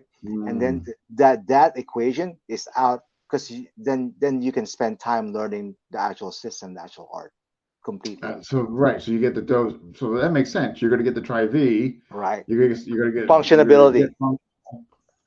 You can now already go fight, into the mass. Go into the now into your core right? classes now. Your Learning how to be learning how to be really slick, counter to counter, yeah. like just being there and like really learning how to like maneuver and move and be at that skill level where you can do these amazing things, right? Because like you you can already fight, right? So what are you worried about, right? So then you can like focus in on actually learning the material, and then Yeah, being yeah, a student and getting more for your right. yeah. So Makes GT sense. taught, so everybody does Tri V. They always do the same thing. This one, that's how they think of Tri V, right? Right, these three moves: one, two, and And three. 1, 2 in the Yes, back. Yeah. yes, that's what everybody thinks is Tri V. Like Aaron would call it Fuego Tirada moves or whatever, right? They all call them different moves. I didn't learn it as Tri V move. I learned it as the third eye strikes. That's how I learned it. That's how Mm. he called it when he taught it to me, right? Because he said that um, at the highest level of the game, what you have to really develop is your power to discern the third eye. That's why when he Okay. taught it to me, he said this is called the third eye striking. So, but interestingly enough, Dean, I already learned it way before that. Mm. I learned it from Tai Chi. Okay. So in Tai Chi, it's a 10,000. It's called the 10,000 hits. It looks exactly the same way. It moves exactly the same way. So I learned it from my teacher Tim Cartmel, because he went to Taiwan for a 2 week vacation, and he happened to meet up with an old Yang style medium frame master who was just looking to pass on the art to somebody who understood. And then Mm. when he came back from Taiwan, I was wrestling with him. We were grappling, and then I was like, "What the?" It's completely different. His grappling was completely different. So I go to ask his wife. I said, "Hey, Amber, um, what happened in Taiwan?" And then his wife said, "Oh, he met the Tai Chi master and he spent the whole time with him." I'm like, "What?" And I tell you, the grappling was completely different. So I asked him about it, Interesting. and then he said, "Well, I met this old master. He corrected all my Yang style Tai Chi, and it's like this." And I go, "I want to learn that." And so that's the real private lesson I got. Is I do a lot of Yang style stuff. But I only said, "Hey Tim, I only want to do the exercises that get you to this. I don't care about all the forms." So Yeah, I you want only to just I learned the exercise. So the exercises are just involve working with the opposite energies. mm. Okay. They got T funk. It's like always high, rise, fall, rise, fall, rise, fall. It's always the opposite energy. So then that's how you like work it in your body, right? And and then he taught me that the 10,000 hits, and that's what I was telling you before. When I fought Dog Brothers, that's all I would use. I would just use these three moves. Boom, boom, boom. I combine with this move, and then I do this. I go like that's all I would use for like forever. That's all I would use. And I said I could already fight. I don't need all this stuff. So that's the functionability part. That's why he go. That's why I like teaching it to like beginners. Like no. Oh, you really want to like okay. So right now I'm going to teach you how to fight. So I go nobody can really touch you with this already. So let's get that out of the way. If somebody came with you with a stick and wanted to stick fight you, if you actually use this, you could defend yourself and fight off most people who've been training years just with this. I can do it. I've done it. I can do it. I can do it within hours because with that part that GT guy taught, this part that's seemingly like oh it's nothing, it's it gets the fighting out of the way. You can already fight. You're already functional. Then you can focus on the art. You can focus on working the Yeah, right. formula. You can take a step backwards and okay. Yeah, you can now you go now let's look at this formula. Let's make it scientific. Let's figure out how do you get to this position of superiority, right? So I think your son does jiu-jitsu, right? Brazilian jiu-jitsu? Yeah, he's freaking he loves it, trader. I mean, no, just kidding. No, I go. It's the same though, right? Dean, look, what is the rule? No, the thing about jiu-jitsu, right? Position before attack. Yes or no? Before locking or hitting. Position. Right. Oh, you don't right. You don't Position have crap. Yeah. before submission. Okay, that's how I learned it. You go, man. Position before submission. Okay, what's the second thing about jiu-jitsu? Increase your options, decrease their options. Okay. Correct. Right. Okay. Right. And then by getting the position, by decreasing their option and increasing your options, right? You are in a position to isolate and dominate the limb. The particular limb, whatever limb you want, right? Because you're in a better position. Yeah. Right. So the game is then position. And that is exactly what Pikiti Tertia means. Just right? with So let's define this right now. I'm gonna some people I'm gonna define Pikiti Tertia. It's Pikiti is to close, not like touching close. It's like close, like close your eyes, like Pikiti. So you close in to get the position on the thirds, right? So and this concept of closing in on the thirds, I learned it in Yanagi-ryu Kenjutsu. The very first time I learned it was with my Japanese Kenjutsu teacher. The second time I learned it was in Bagua, my first Bagua class. The third time I learned it was from GT. It's exactly the same thing. The fourth time I learned it was in boxing and wrestling. It's exactly the same thing. So I close in, and it was also in Muay Thai. I did in Muay Thai. It's exactly like the Thai guys would like teach me because I trained in Thailand, and they would, my wife would be there. She'd translate, and they tell me like different things, right? So they, so they go, it's the same thing. So everything when I go, especially when I'm on the clinch, I'm either going to be inside or on the outside or behind you. That's what I want, right? But right. So like if you're in the X, that's why he's always going over the X factor, right? And you think it's like, oh no, it's a show. No, it's not the show. It's the X. So he's looking at this, Dean. So he's looking at this. What GT is looking at, right? So if you look at this, right? So this is the first triangle, the top, the one on top, right? And then the second one is on the side right here, right? It's on the side over here. So at any given point, if you approach the person in any of those triangles, only 3 triangles are available at any given time for you to move into. Right? The 4th triangle will require an extra move to move into, right? So if you're in the top triangle, right? If you're in the top triangle, you can only go to the left or the right. You can't go to the bottom, right? You can't go right here. You can't go right here where my thumb is, right? You can only go to the left or the right, right? If you're at the right over here, right? If you're on this side, you can only go to the top or the bottom, but not to the left over here, right? Because it will take an extra step. So that's the closing in on the thirds. That's Pikiti Tertia. Detergent. Got it. That's why he goes, oh, it's the close quarters. Go, yeah, it is in quarters. It's because there's 4 position, but at any given time, you're only available into the 3 positions. Got it. Depending on where you are in left, right, or what have Right. you. Okay. Right. So now, I think Aaron was asking me to go. He goes, no, no, no. I go, because I think he's doing jujitsu now. I said, no, no, Aaron. So all you do is flip it up. So go lay on your back, and then that same triangle is on the ground. Because I go, what do you think side control is?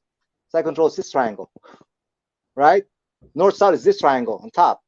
Think about Right it. here. Yeah. Right. Right here. The bottom right here is a guard. So go, Yeah. all right. So I go, see, it's the same triangle on the ground, right? Yeah. So I go, this is all you're doing when you're doing games of position in jiu-jitsu, right? If we were boxing, I'm doing the same thing. I'm going in. Maybe I want to square you off, right? And then you don't want to get squared off, so you move this way, and then I move to the other side, and then I hit you on the you hit you on the flank, right? It's the same thing. So Pikiri Tersha, right? That's the name, Pikiri Tersha. So I'm saying to my students, I think I'm not sure. Somebody can correct me. I think Pikiri Tersha. I don't know all the Filipino martial arts. I don't really follow a lot of the Filipino martial arts. It's I think the only Filipino martial arts named after. You're smart. Yeah, no, well, it's too much, right? So I can only I'm not, I can only concentrate on Why one would thing. you want more politics? No, there's already too much politics in Pikiri Tersha. Woo, right? But if you really think about it, right? So you go, yeah. So it goes. So when you look at the name, it's important. So when I ask people, goes, okay, so what does Pikiri Tersha mean? And if they don't tell me that the answer, I know they don't know what the heck they're talking about. Because if you're not answering me by that answer, I know you didn't even know what Pikiri Tersha meant. Because when I learned what it was, I didn't know what it meant. But I'm Filipino. I don't even know what the heck it means, right? Pikiri Tersha. Like, I didn't know what it means. So if you're not Filipino and you're not trying to understand the old man, you're not going to understand what it means, right? But like, I saw that concept in every martial art I've ever done, right? Yeah. I've ever done. Right? I wonder if you could look at it as just overall, like some things I give my students, I call the concept of good triangle. Yes. Mean that, like, if I jab A, B, C, cross, A, B, C, hook, A, B, upper. Right. Like, if you're on good triangle, chances are you're probably in a good position. You know what I mean? Because like, we want. Yes. Right? We want to. The thing about it is we want to obtain the position. Right. So Pikiri Tersha, the grand strategy, like I always say, the grand strategy is to obtain the position from like for example, you're not going to go into an argument with anybody if you're not in a good position. You're not going to go into a negotiation with anybody if you're not in a good position, right? You might not want to. No, you don't want to. The goal, really, what you want is like, we have to train the position. So then you listen to GT, and it goes like, oh, what did you train in the beginning when you were young? Footwork, because it gets you to the position that you need to be. Because you're right. Without it, right? How are you gonna get there without it? Yeah. Right. So that's why tomorrow, that's why I'm gonna focus on the person. It's like, hey, look, this is the name of the system, Pikiri Tersha. That means we have to close in on these thirds, right? But we have other things to contend with: largo, medio, and corto, right? There is largo, medio, and corto. How are we gonna close in on the thirds of largo? How are we gonna close in on the thirds of medio? How are we gonna close in on the thirds of corto? What do we do at each of those ranges? That's going to be, I tell you, those who go are going to be, don't think they're going to be quite lucky. I mean, that's. Yeah, and the actual formula, the probability statistics, I'm still working on that because I want to prove that mathematically I can write out a formula that shows that you can't hit me if I do this and you do this. It's like playing chess. I will checkmate you in 3 moves. I want to be able to prove that mathematically. That's what I want. That's my goal. It's geometrics. You gotta be able to. Yes. I mean, So tomorrow I'm gonna show like a basic You're position. Show this nice formula on the board. Actually, Dean, I want to ask you something. I caught something that you said in one of the interviews that you were doing. Uh-oh. And you said, good. No, it's good. It's good. I was like, my brain exploded when I heard you say it. He said, I have my moments. He said something like, oh yeah, the 5 and 7 regarding Illustrissimo. Oh, I'm sorry. I mentioned the what now? As far as Five, the KI, 5 and the 7. 5 and the 7. Right. You mentioned that, and you got it's like off like a little comment. It's like and you said, oh yeah, because they were talking about position. I don't know who was speaking, but they were talking about what is that? Mastering the range or measure. Yeah. So within the in other words, the two, which I mean, my opinion, two government principles in KI: una pagata, measure, just being on the outside so you can capitalize. Praction, find the gap before, during, or after. Right. Where's the exposure? Where's the liability? Where's this gap? Right. Right. But you were talking about 5 and 7. So I was Yeah. go. Didn't you say 5 and 7? So Which is 5 o'clock and 7 o'clock. Is that what you're trying to say? no, actually, it could have been that because that would have been the bottom off the Yes. 6. Yeah, Yes. actually, I 6. probably no. That's what I did. Out. Yes, that's what I did, man. Yeah, yeah, Yeah, I knew it. So I'm yeah, thinking, I'm yeah, gonna go. I'm like, in my yeah, head, go like, oh my God, Dean yeah, just said 5 and 7. I go, yeah. I go. It's an illustration too. That's what I'm gonna Right, talk but just about tomorrow. the verbiage is just different. We look at like, okay, what do I need to do as far as readjustment position where I can just deal with the attack where I'm not over committing, over spacing Right, myself. right, right, right, And I was illustrating like, yes, right. alibis, which is the Yes, upper. Yeah, right, right. Because it's in a triangle, right? So if you're in this position, you're right. like Yeah, yeah, it takes them longer to hit you. You can hit them before they can hit you. correct. I'm like, Right. I'm like, so it was just a little comment that you made. I'm going like, my brain exploded. I'm like, okay, the Illustrissimo guys know this stuff too. Yeah. Like I So I'm said, going, I have my moments sometimes. so I said, so okay, so when I heard that, I'm going like, I'm on the right track because I am a big fan of the Oh, Illustrissimo. you're definitely on the I'm a right big track. fan of it. Typically, you're, I watch the old man so much. I'm a big fan. I'm a big fan of Illustrissimo. Anything yeah, Illustrissimo, I just love. I just love watching. I love watching anything Illustrissimo. yeah. But Yeah, no, yeah, I mean, I love it. You know what I mean? It's obviously heavily sword based. They're not yes, going to do well with Dog Brothers, right, right. you know, in a stick world, you know what I Hmm. mean? Hmm. You but that's known and, it's just the way it is, you know what I mean? Right. No, Yeah. I mean that's why I think um, I think really I go why the tribe? Yeah, because I think it's the evolution of Pikiti from GT, and I was telling the guys yesterday that it's GT's unfinished work. It's not finished.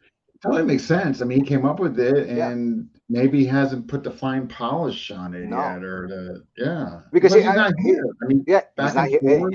and he's getting older. And when you travel, when I travel to the Philippines or Thailand or whatever, or Mm. come back home, I'm so tired. And you have to imagine him at 70 or 75 at that time, Yeah, and even he's back like, then. yeah, I am so tired. No, I don't know how he does it, right? traveling's exhausting. All Yeah, right, it's fine. and he's like doesn't have time to really like really work on it some more. But I really Yeah. believe that the Tri Yeah, V is the next evolution of it. I mean, really, I mean that's what the sport should be. it sounds like it with two on Jared, two on Mel. I mean, guys like you. It sounds like that's where it's going. Just a question for you: do you foresee him ever coming back to the States? I hope so. I'd like to meet him again, kind of patch up things up with What is he? him. Kind of 85, I 84, think 85. 85, 84, Yeah, 85? yeah, yeah. We kind of had like a little argument or like a disagreement with him. So I'm Yeah, I'm not sure. not right now in good terms with him. But if I see him with Sal, he'd be the same old I'm GT. sure you get rectified, right? I'm sure. Yeah, yeah. That's why people go, what is your PKD ranks? I go, technically I'm a Mandala. Yeah, technically, technically, but I was not really because he didn't give me technically my I was certificate. B rank. But it doesn't matter to me because it's like it doesn't No, I matter. I mean, 100%. I mean, the just the the, way you the articulate things, people know you got it. I mean, yeah, yeah, I mean, and and there's one of the persons I really respect in the art of Pichidi and really knowing the system is Apollo, Apollo Lauda, 200 all Apollo out Lauda. there. Yeah, Yeah, yeah. So I always really respected Apollo, yeah. especially. And there's somebody you can confer with, and I Oh mean, yeah, I get Yeah. along with him. We Yeah. talk about the same things usually, and we had the same idea with when we were training with GT, and it was like, no, no, no, it's not the techniques that you want, it's his Yeah. mind, how he I just thinks. um, I was thinking about that today before interviewing you, and because I just remembered like, wow, it just I don't know what made me think about it, but it just dawned on me like he hasn't been here. I'm like, will he ever come back? It just dawned on me. I just wish I could talk to him on the phone. You can't get a hold of him? No. No, no, he doesn't call me. I'd like to call him and talk to him. I don't think he likes my political affiliation. Do you? One of Because the, my family is highly political in the Philippines, and they're like on the wrong side of the political spectrum. I mean, I'm not okay. political. I don't care about that kind of stuff. Yeah, right. And you're not even there. You're over here for I God's don't, sakes. I don't care. But yeah, so it's a little bit different. But yeah, no, I really want. That's why I was kind of hoping that a lot more would show up to this Tribe symposium, because I was telling the guys like, hey, whatever money is left over that we need to have, we need to be sending GT some money. I'd like to help them out. You know, Yeah, right. I I, mean, that's yeah, no, obviously. Yeah, I mean, yeah. So yeah, wow. So I regarding this weekend, mhm. so it officially kicks off Tomorrow. tomorrow, correct? Yeah, So yeah. what time? 9 o'clock. 9 o'clock is when we start with kind of introductions. Going over what's going to be taught. They want me to So go first, so okay. yeah, and then me, and then I believe it's Lamont and Aaron in that order. So So who else? So is it just you three teaching? yeah, so because of the airline prices are really crazy bananas, right? So it costs They've way too definitely much. gone up. Like like Yeah. to- like today, I just checked in this hotel, and I overheard the front desk lady saying to a customer that it's $350 for a room tomorrow. For one night.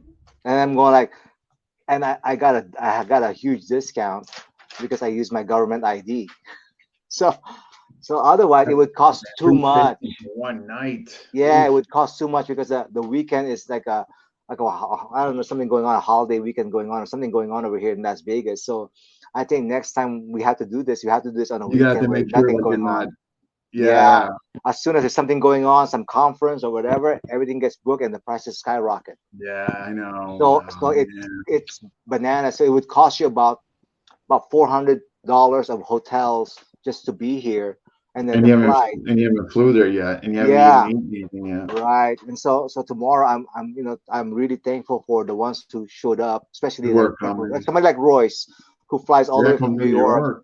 I really appreciate that. Like, hey, that's a lot of money. So I'm for me, I'm really gonna do my best to really give away. I really want to give this away. This formula, how Mm. I'm thinking about it, because I need help really in like figuring it out, because I've been I working know, but on you it got the for a long local time. guys with you, and you got to. Yeah. So okay, but originally though, it was more than just you three teaching. There was going to be Right. like what, Oh, four or five? it was Angola, Tafari, he's in Philadelphia, I believe, and then Jeanette Ladores. So Jeanette has a lot of like notes from GT, and she shared me all the notes and Tri B that she had, and then But those, uh, like you said, those costs, yeah, man. the I know. cost is just crazy. So and then we weren't having enough turn up. I think so. Yeah, I can We wouldn't be understand able it. to cover their costs. So To even I come mean, right, right. So we want to be able to cover everybody's costs to come, right? at So least. yeah, Yeah. so I think right now it's gonna barely cover things, and maybe like might be losing some, but it's okay, because um Now I can really tell you, man. If you're doing this, you're not always, man. You're not no, always no, making money. There's seminars I've gone to, man, where I didn't make a dime. no, yeah, no, the first You times meet I was doing. the people, the experience. I mean, that has a value, in my opinion. Right. I think if he's not second now, it's a lost lead for now. It's okay, but it's to get the word out. Um, Sure. that's why I want to do Definitely. I think the beginning I want to do a Facebook Live and kind of draw, because I asked Aaron to get me a whiteboard so I can Oh, draw dude, that'd be yeah, awesome. what the Pikiti Tertia looks like, right? So I can draw it out. So then Mm. I could draw out the formula, because like I said, the formula still needs work.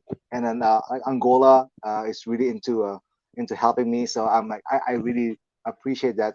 Some people are kind of like Yeah. seeing what I'm showing them, because I really want to be scientific about it, because I think it is.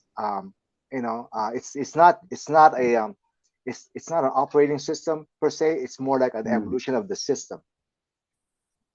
Yeah, it's definitely scientific. I mean, what do you want to It's call it? very Geometric, scientific? I mean, it, it's it's definitely, geometric. yeah. So I'm like, so it's like I don't want to know if I should do some calculus stuff on the board, but no, we're gonna do like very simple, basic stuff, and then I want them to see it on the ground, right? So if Yeah. you move your foot here, right? Because sometimes you see everybody doing footwork, right? Piquet tertia, they do. I did it, right? I did footwork, triangle step, reverse triangle, open triangle, diamond, Mm. you know, hourglass, and then you see everybody spar, and then it all Yeah. disappears, and they just go back and forth, Yeah. right? What happened to all the Yeah, footwork I and know. And stuff, then it's like, where did that all go? Where right? did all the training? Right, Yeah. and it just Yeah. becomes like two guys going back and forth, like straight line, straight line, straight line, right? But Yeah. what happened to all the footwork? Right? Because it's not really informed, right? So Mm. my thing is like, okay, so this is the first problem. We're not informing the students where they should be heading with this footwork. What is the target? Where are we supposed to be going? Right? So you can be as agile as you can be, right? But if you don't Mm. really know the objective of this footwork, then you're just moving around everywhere, right? So it's very simple, right? Let's define this like that 5 and 7, right? Let's define this like, hey, look, this is where you want to go. Mm. This gives you better position. Why? Because it's geometric. So if you go Yeah. to these positions, it takes them longer to hit you than it takes you to hit them, right? Yeah. If you go further and you add the angle, and then that disadvantage to them becomes greater and greater, right? Yeah. To a point where they can't even hit you and you can hit them, Yeah. right? So Yeah. that You got to be on time, and they're gonna be late. right, because that it's so late because you have to traverse so much Yeah. space, Yeah. right? And you're Absolutely. not. Yeah. So tomorrow, what I want to do is I go, look, this is the position, and You then sound like a KI guy, man.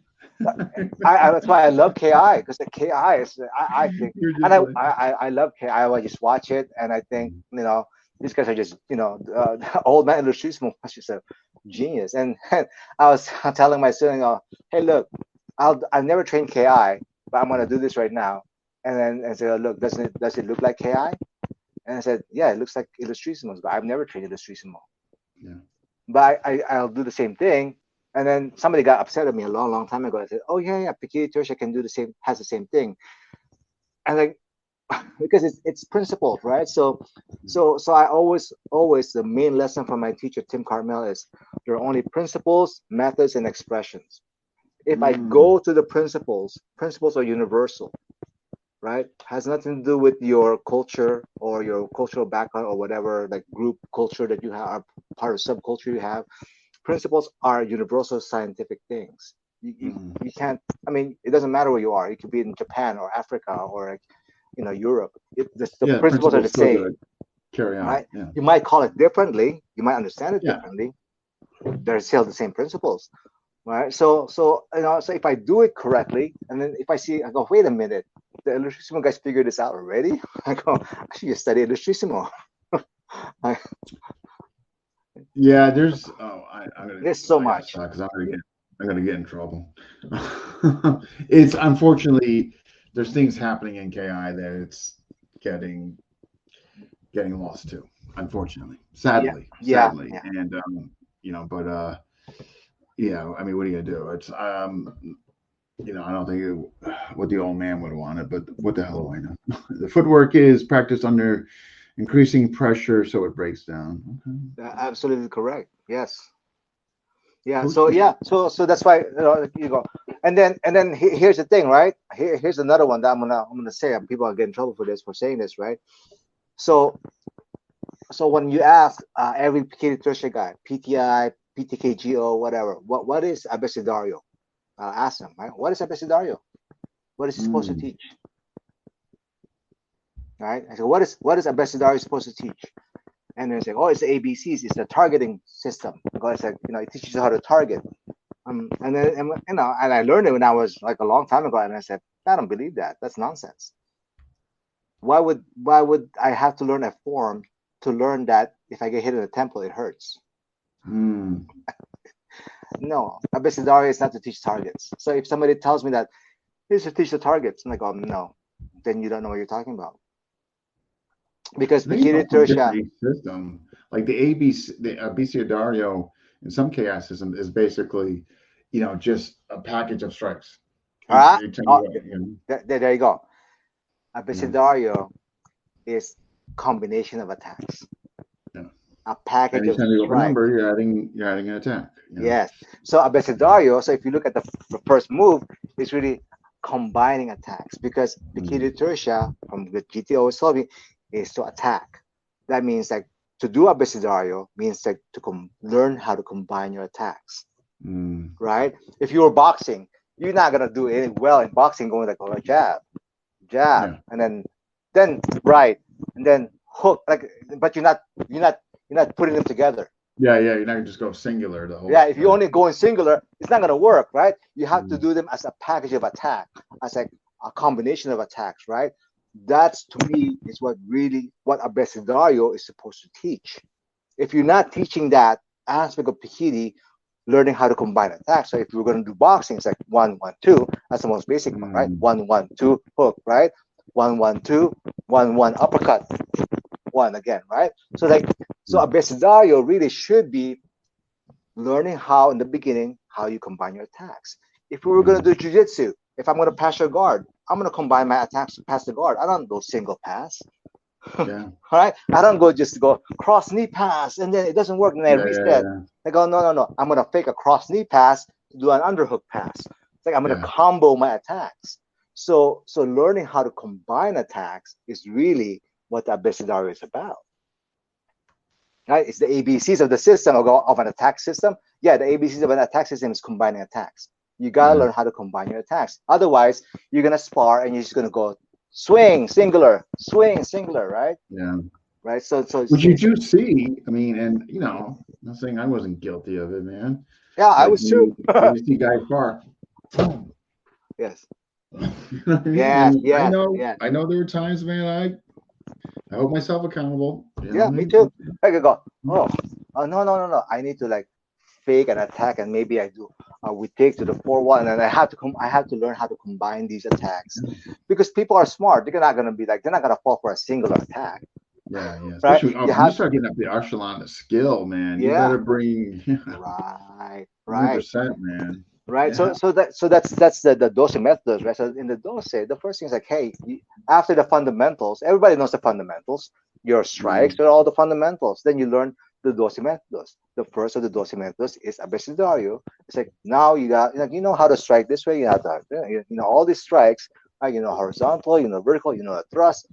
Now you need to learn how to put these together. The first thing is mm, abecedario is you need to learn how to combine attacks. So the first movement of abecedario is like four horizontals, right? So if you look at it, and if you watch GT do it, and like when you're sparring with him, he goes and he combines all three, and then he'll do a thrust. He'll combine them because you're trying to like follow him and catch him, and you can't catch him, and you're always behind yeah. time, right? Then you go into that Getting Buddha behind the loop, time. Yeah, yeah. right? And then you're going to be late. Right, and you're going to be late because you're like you're observing and you're trying to Yeah. orient yourself to where he is, but he's already changing. Yeah, and when you're late, we know what happens. Right. Heck, and then you become late, then you become late more, and then more late, and pretty soon the guy that you're fighting looks like they're so fast. They're not Yeah, fast. They're just late. yeah, yeah. You're just, yeah. Well said. Yeah, absolutely. Right. Um, So I is don't know who's watching. why objective is lost and transparency, but subjective is the normality of what is still being taught. Well, that's why Roberto. Roberto calls me every now and then, so we talk about these things all the time. Mm, I'm all about the uh, objectively assessing these things. So we need to be able to say, hey, objectively we're doing this because we're not. It's not about your feelings about this, right? It's mm, like, hey, let's look at the math. Okay, so I'm glad there's a couple of PD guys out there who's kind of like, hey, yeah, let's look at this like mathematically. Let's look at this objectively, right? It's not like what you felt was correct because GT made you feel mm, special. It's like, let's, because GT, if you look at one of Janet Ladoris's notes, she said exact science.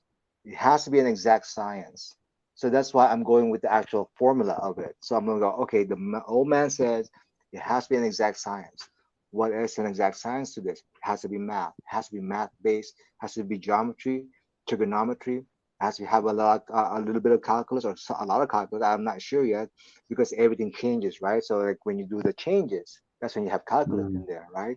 So that's why I was telling you that I messed up on the formula, and I wasn't ready for it this weekend, the actual complete formula. So I think it'll take a little bit more time and some work with my Bikini brothers, if they so Yeah, happy I'm and sure engage. by Sunday, man, you'll have it, right? I mean, Oh yeah, I hope so. I hope to kind of like, maybe I guess something the Aaron tomorrow. hasn't really seen what I'm talking about, or Lamont, they Mm. haven't really seen what I was talking about, but I want to be able to kind of like sit down with them and kind of like, hey, look, and then I want to give them the idea, and then hey, work this out, Yeah. in your with your own group, right? Let's take a look at this footwork and how this footwork works, with this formula, and then maybe we can start looking at nutrition in this objective way, scientific way, right? And Mm. then we can all get to the point where, like, like what I like doing is, I like, when I make phone calls, so I talk to somebody, I say, okay, so we'll play like chess. You know how like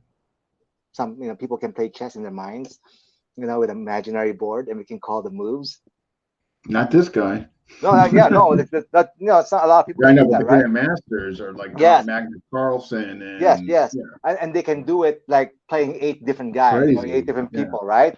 But they can see this virtual chessboard in space, it's right? And they can call the moves, insanity. right? And I'm thinking, like, why can't we do the same thing with Pikiri? I think, yeah, I mean, if any craft that you dive yourself into, if you think about it, I mean, right, why can't you? Yeah, Yeah, so I if I say, mean, hey Dean, okay, so Dean, we're at Largo right now, or actually outside Largo. I'm gonna mm, open with this position. Okay, so what's yeah, your position? And then you'll be yeah. like, Well, but maybe, based on your number one coming like this, I did right? good to run it and cut it. Yeah. Yeah, So I so thought, I this is went my from this. position. Yeah, right. Yeah, I'm gonna go, hey Dean, this is my opening position. And go, yeah. okay, what's It's yours? true though. You Yeah, much to your we can point. play. It's We, we, absolutely true. we can call each other, right? And it's like, hey, okay, oh, okay, and Yeah, then you'll we're say, playing virtual. yes, I just fed you a number five. What's your yes, counter? right. And goes, oh, and then I'll say, because I was doing this with Aaron a while back. I did it with Oh, Aaron. It that's was too like, much, man. I think it's fun, because then I go, then I go, okay, well, next time I see you, well, let's try it for real. That's how it really works, right? Because I like to be able to like play these like chess I games of think it's Pikiri. neat. It's like, oh, Yeah. and I go, so, oh, this is my opening game. Okay, this is gonna be Here's my the thing, middle though. game. If anything, it gets you thinking. Like Yes, if yes, anything, like, it gets you just thinking in tactics. You know what I mean? right. And this is what GT told me in the Philippines. Yeah, He says, how do you think I get better at my age? Who do I spar with regularly? it's a good And he point. said, he said, what you have to do is play it like you're playing chess with yourself, right? And all the moves that you can do. That You makes sense. and so when you're doing your carenza outside Yeah, on your own, he said, you have to imagine your other self facing you, and that person knows all your moves, right? yeah. And then they go, how are you going to trick that person to fall for your trap? It's so hard to Mm. play. I try to play chess by myself. It's so hard because I already know the next move. How do I Yeah, beat myself? I Right? know. It's like, That, yeah, but that that's what he was saying. He said that's how that's he so trained. it's fascinating though. But it's so Yeah. true. It's like if you really think about it, you can't apply that to just without having that physical being in front of you. Like you can still play on tactics or try to enhance them. I mean, Right. And, and here's the thing too. You need to teach it to others. Whatever, if you have a fancy move that you can hit other people with, teach it to others. yeah, Teach them. It's like when I did jujitsu, right? If I had a technique that I would catch people all the time, I teach somebody. I'll teach you, the game, like yeah. my game. And he goes like, but why are you teaching people your game? Then they know your game, then they can counter you.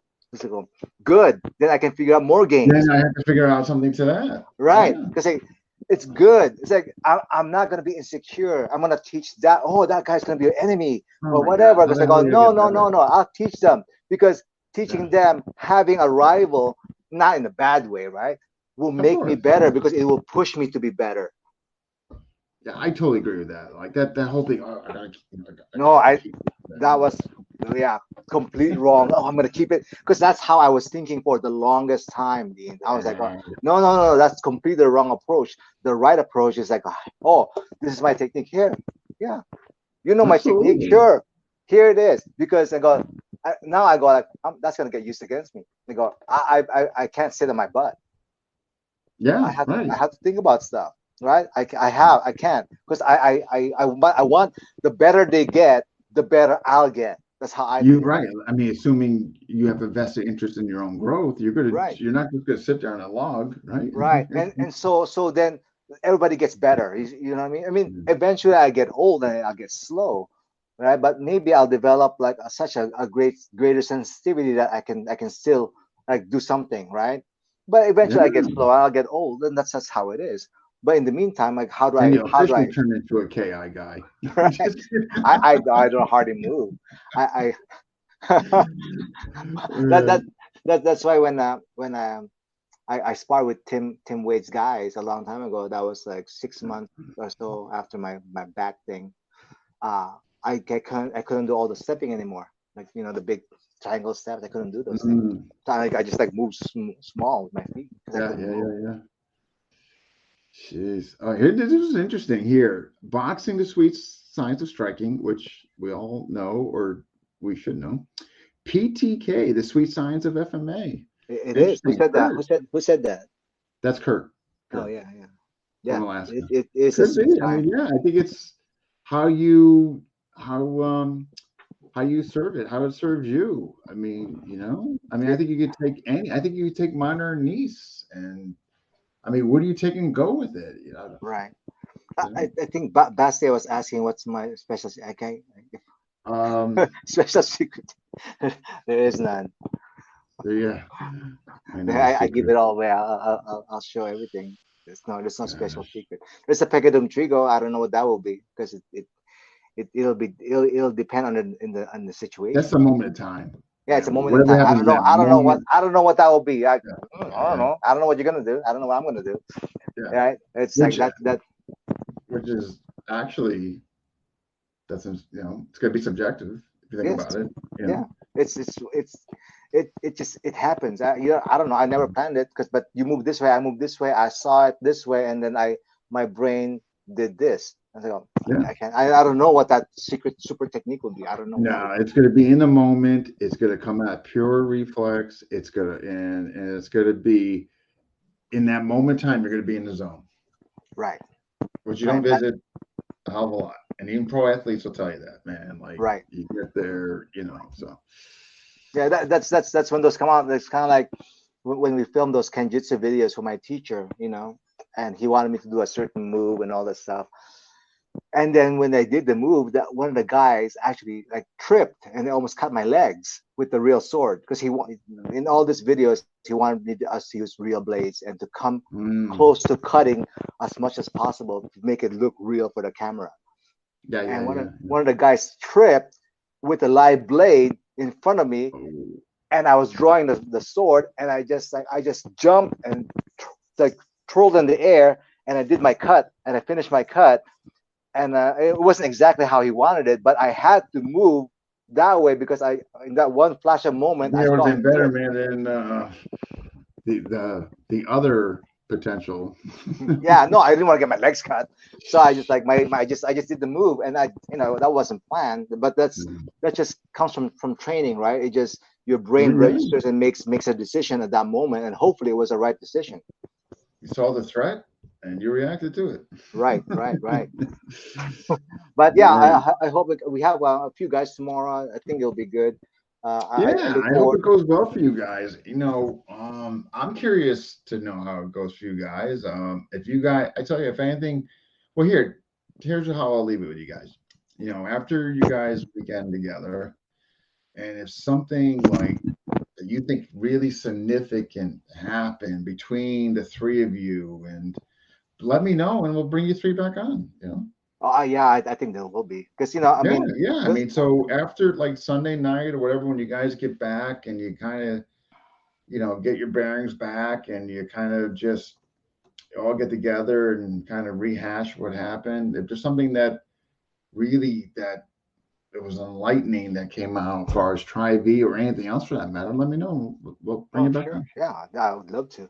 The Yeah. good thing is like Lamont has a really good background in HEMA. He's been involved in that. HEMA, Also, yeah, I yeah, know. also a dog, but I've done a bit of HEMA myself. Um, Yeah, I do you the know, German long. yes. Yeah, it's different. Which one do you do? I German follow longsword. which tradition? I go with Priori usually. All I know is the German longsword. It's over my town, and I can't. I'm not incredibly fluent as far as the historic aspect to it, Yeah. but I know it's German longsword, and it's very neat though because I'll have like what they call ox, which is kind Hmm. of very Friday like. Yeah, yeah. You know what I mean? The frug. So Yes. I mean, it's neat. I I, like I it. It's I think you're doing a more like a lick hours kind of stuff. yeah, Yeah. yeah. It could But be. It could be. yeah. I should, and I by my own interest, or I should be checking into it. But I do enjoy it. It's different. You know what I mean? It's Uh, you there's know, a lot of bind work.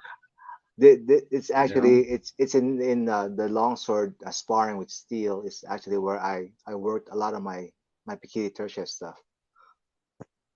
Like I I could see that because you're gonna come around. I could definitely, and they have stuff like that. Very cambiata or cadena real, like where to come around. I mean, but a lot of bind yeah, material. You know what I mean? You get in that bind. And, that cambiata cadena Mhm. real material you guys call it's like to me it's all orasan. Yeah, Right? And you, yeah, and you I go, oh, that's what they call that. And to me, it's, oh, it's orasan in a different way, right? yeah. So like Pikiti calls it differently, but like florete etiquette. I learned my florete etiquette doing a lot of German longsword. They don't have, but they have something where you kind of, you know what I mean? It's like the What is it? parallel. I mean, there's Yeah. definitely parallel. Um, Yes. it's interesting. I like doing it just because it's different. My son's really into it. Yeah. And yeah, but Uh, the, he's really into it, you know. the Yeah, other thing that I think I'm not sure, maybe some of the historians like Elric, you know, and Professor Giucano can answer this, but um Elric, a lot of yeah, history. my what's a conjecture is I think that the Pikiti material um comes from an older interaction with the European material, um early on, because Mm. to me it seemed closer to the earlier, not the Renaissance material already or the after Renaissance, but the closer material, the older sword material. I think that's what Interesting. Okay. interacted with Pikiti, because Pikiti is it's so easy to translate to the German longsword or the Italian the Priori material. It's so easy to translate over. That's so interesting. So Okay. I think because it's Panay, right? So Panay is where Legazpi um, was there. That's where they were at before they went to Manila. And so if you look at Panay, and then you get all the Pikiti stuff from Panay. Well, Pikiti was originally from Panay, so I was thinking that, yeah, maybe because they're talking about like maybe the 17th century influence, because throughout the 300 years, it's like big difference in technology, fighting technology. But I think Pikiti's European influence is the older version, like the So pre-Spanish. You're gonna say no, pre-Spanish, not that. It's the 1560s material, as opposed to like as eight. opposed I to got 16th, 17th century material, okay. or 18th century material where they're doing like more saber stuff. But I Got think it. it's the older influence, because I just found it, the Pakita material so easy to transfer over to the German longsword, or the older method Oh, of the interesting. European longsword. So I'm not sure. That's just how I've been seeing. Because when I Yeah, trained, but I was a lot of, it's an interesting theory though, yeah, nonetheless. that's my theory on that one. I go, I think Yeah. like whoever it was, the ancestor of the Tortals, Yeah. during that time in Panay. when Legazpi was going to go after go to Manila, and they were stationed there. I think that that older material is what was shared with a native that who knew how to fight as well. And that's how I'm thinking, because it's just so uncanny for me when I look at Fiore, and it's, and I can transfer it over, and I'm like, I think it's very close. So That's that's just interesting. me. You should look. Yeah, You know what? You should look more into that that's why I've been, but I can't, because there might be something there. You know. yeah, you have to kind of like, you have to go to more scholarly work. I was Yeah. like looking, training with a scholar of Fiore over here. It's in San Diego. I Yeah. just haven't visited there in a long time. They I have would asked. I would touch base with Elric though. I would just run it by him and all of his studies, or even Professor Giancarlo. When I was training Fiore, um, when I was training over there, they were talking about the manuals, right? Mm, And so it was like, that this manual was really expensive to produce back in the day, because yeah, it was made from like vellum. It's like it's really super expensive, right? yeah. So they were saying that, well, it was drawn in a particular way. Why would they have to put the details in the fingers in the way it holds the handle of the sword? Because if you look at it, because like, if you just look at scan now, right, you can't see the details. But there are a lot of Mm, scholars who actually look at the scan and they make a full big scan of it, and then they look at the position of the hands, the fingers. Like you'll see the that's fingers really are, interesting, yeah, isn't it? because the way, so now like tomorrow, when I would show, let's say, a number 2 to 2, right? So if like 2 to 2, you don't want to go edge to edge. So that means Right. that by the time you hit your number 1 and you're coming over to 2, your thumb has to be rotating on that blade already, touching that blade to rotate it so you hit the flat. Mm, So by the time you go to 2 to 2, you're not hitting edge to edge. So his edge hits your flat, because hitting the flat, the edge is stronger. It will turn my blade. It will skip to my blade, right? It's kind of mm, like one of the Illustrissimo movements. I don't know what it's called.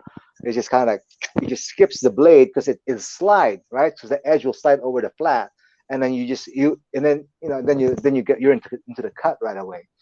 it's But kind of like almost I don't know what painter it's called. style, like It's like an illustration when you guys move like this. I don't know what it's called, but it hits trying to the think of the flat. It's word. the edge. Yeah, It's the edge to the flat.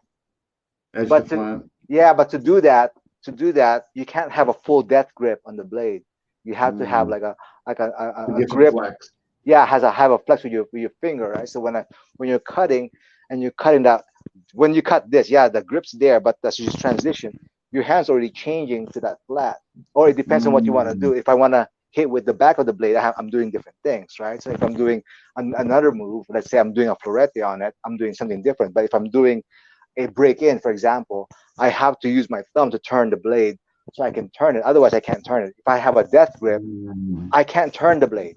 I can't yeah, turn. It's a stick is okay, but if it's a blade, your hand has to be dexterous to move that handle, yeah.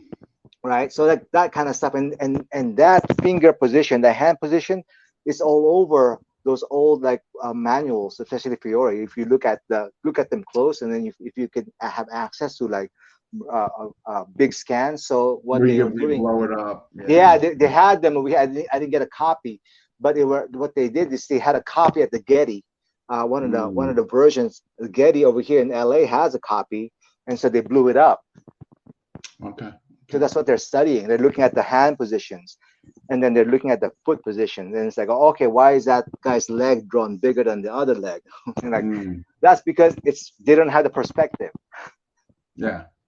right? It's So it's like, incredible what they can extract just from those photos and then try to like and then from there actually basically make systematize it. You know what I mean? Far as like what was it's pretty incredible. I think they do. You have to give them credit. I think they do a pretty good job. You know what I mean? yeah, there's a lot of really really In absence um of anything else. yeah, it's a lot of really smart scholars in the HEMA community. I mean, just like Nah, there's a one. I mean, lot, 100%. How can a they? lot. 100%. Yeah. And I think I watched the Elric and all the historical discussions. I watched those at least twice. The I re the forefathers. yeah, I really like those. I really like that. The I really like the forefathers. There's yeah. a lot of stuff that came out in that one. Yeah, Yeah, that was I pretty really like good. that. I Yeah, really like the yeah, historical discussion. I was really into that. I was like, wow, okay, there's a yeah. lot of I stuff. know that was definitely a learning episode. Yeah, educational for Oh yeah, sure. yeah, that definitely. So I'm like, okay, I really need to go to the Philippines and research this stuff because I don't have time. But in the meantime, though, definitely check with them because, like Professor O'Connell, Elric, I mean, those guys are really, those two are really, really like knowledgeable in that area. Definitely have done their homework, extensive research. You know, those are two. Those would be the two, in my opinion. Yeah, yeah, no, yeah, that's. But I think last time also they were talking about Kali, and I also want to talk about touch on the Kali, right? I think last time I was telling you that in my my grandpa's province, the Kali means to dig, Did it? right? To dig, yeah. Yeah. So there's actually a word in Tagalog called kalkal. Cow. Okay. Kalkal. Kalkal is to rummage, like to rummage the things. We got a question in here. Wait. Okay. Wait. Uses that open finger thumb pistol like grip, keeping the bottom three fingers closed and anchored. Yeah, we do that. A bunch of systems. Yeah, yeah. I think I agree with you. Everybody used to make fun of that, Royce, called the Kali fingeristas.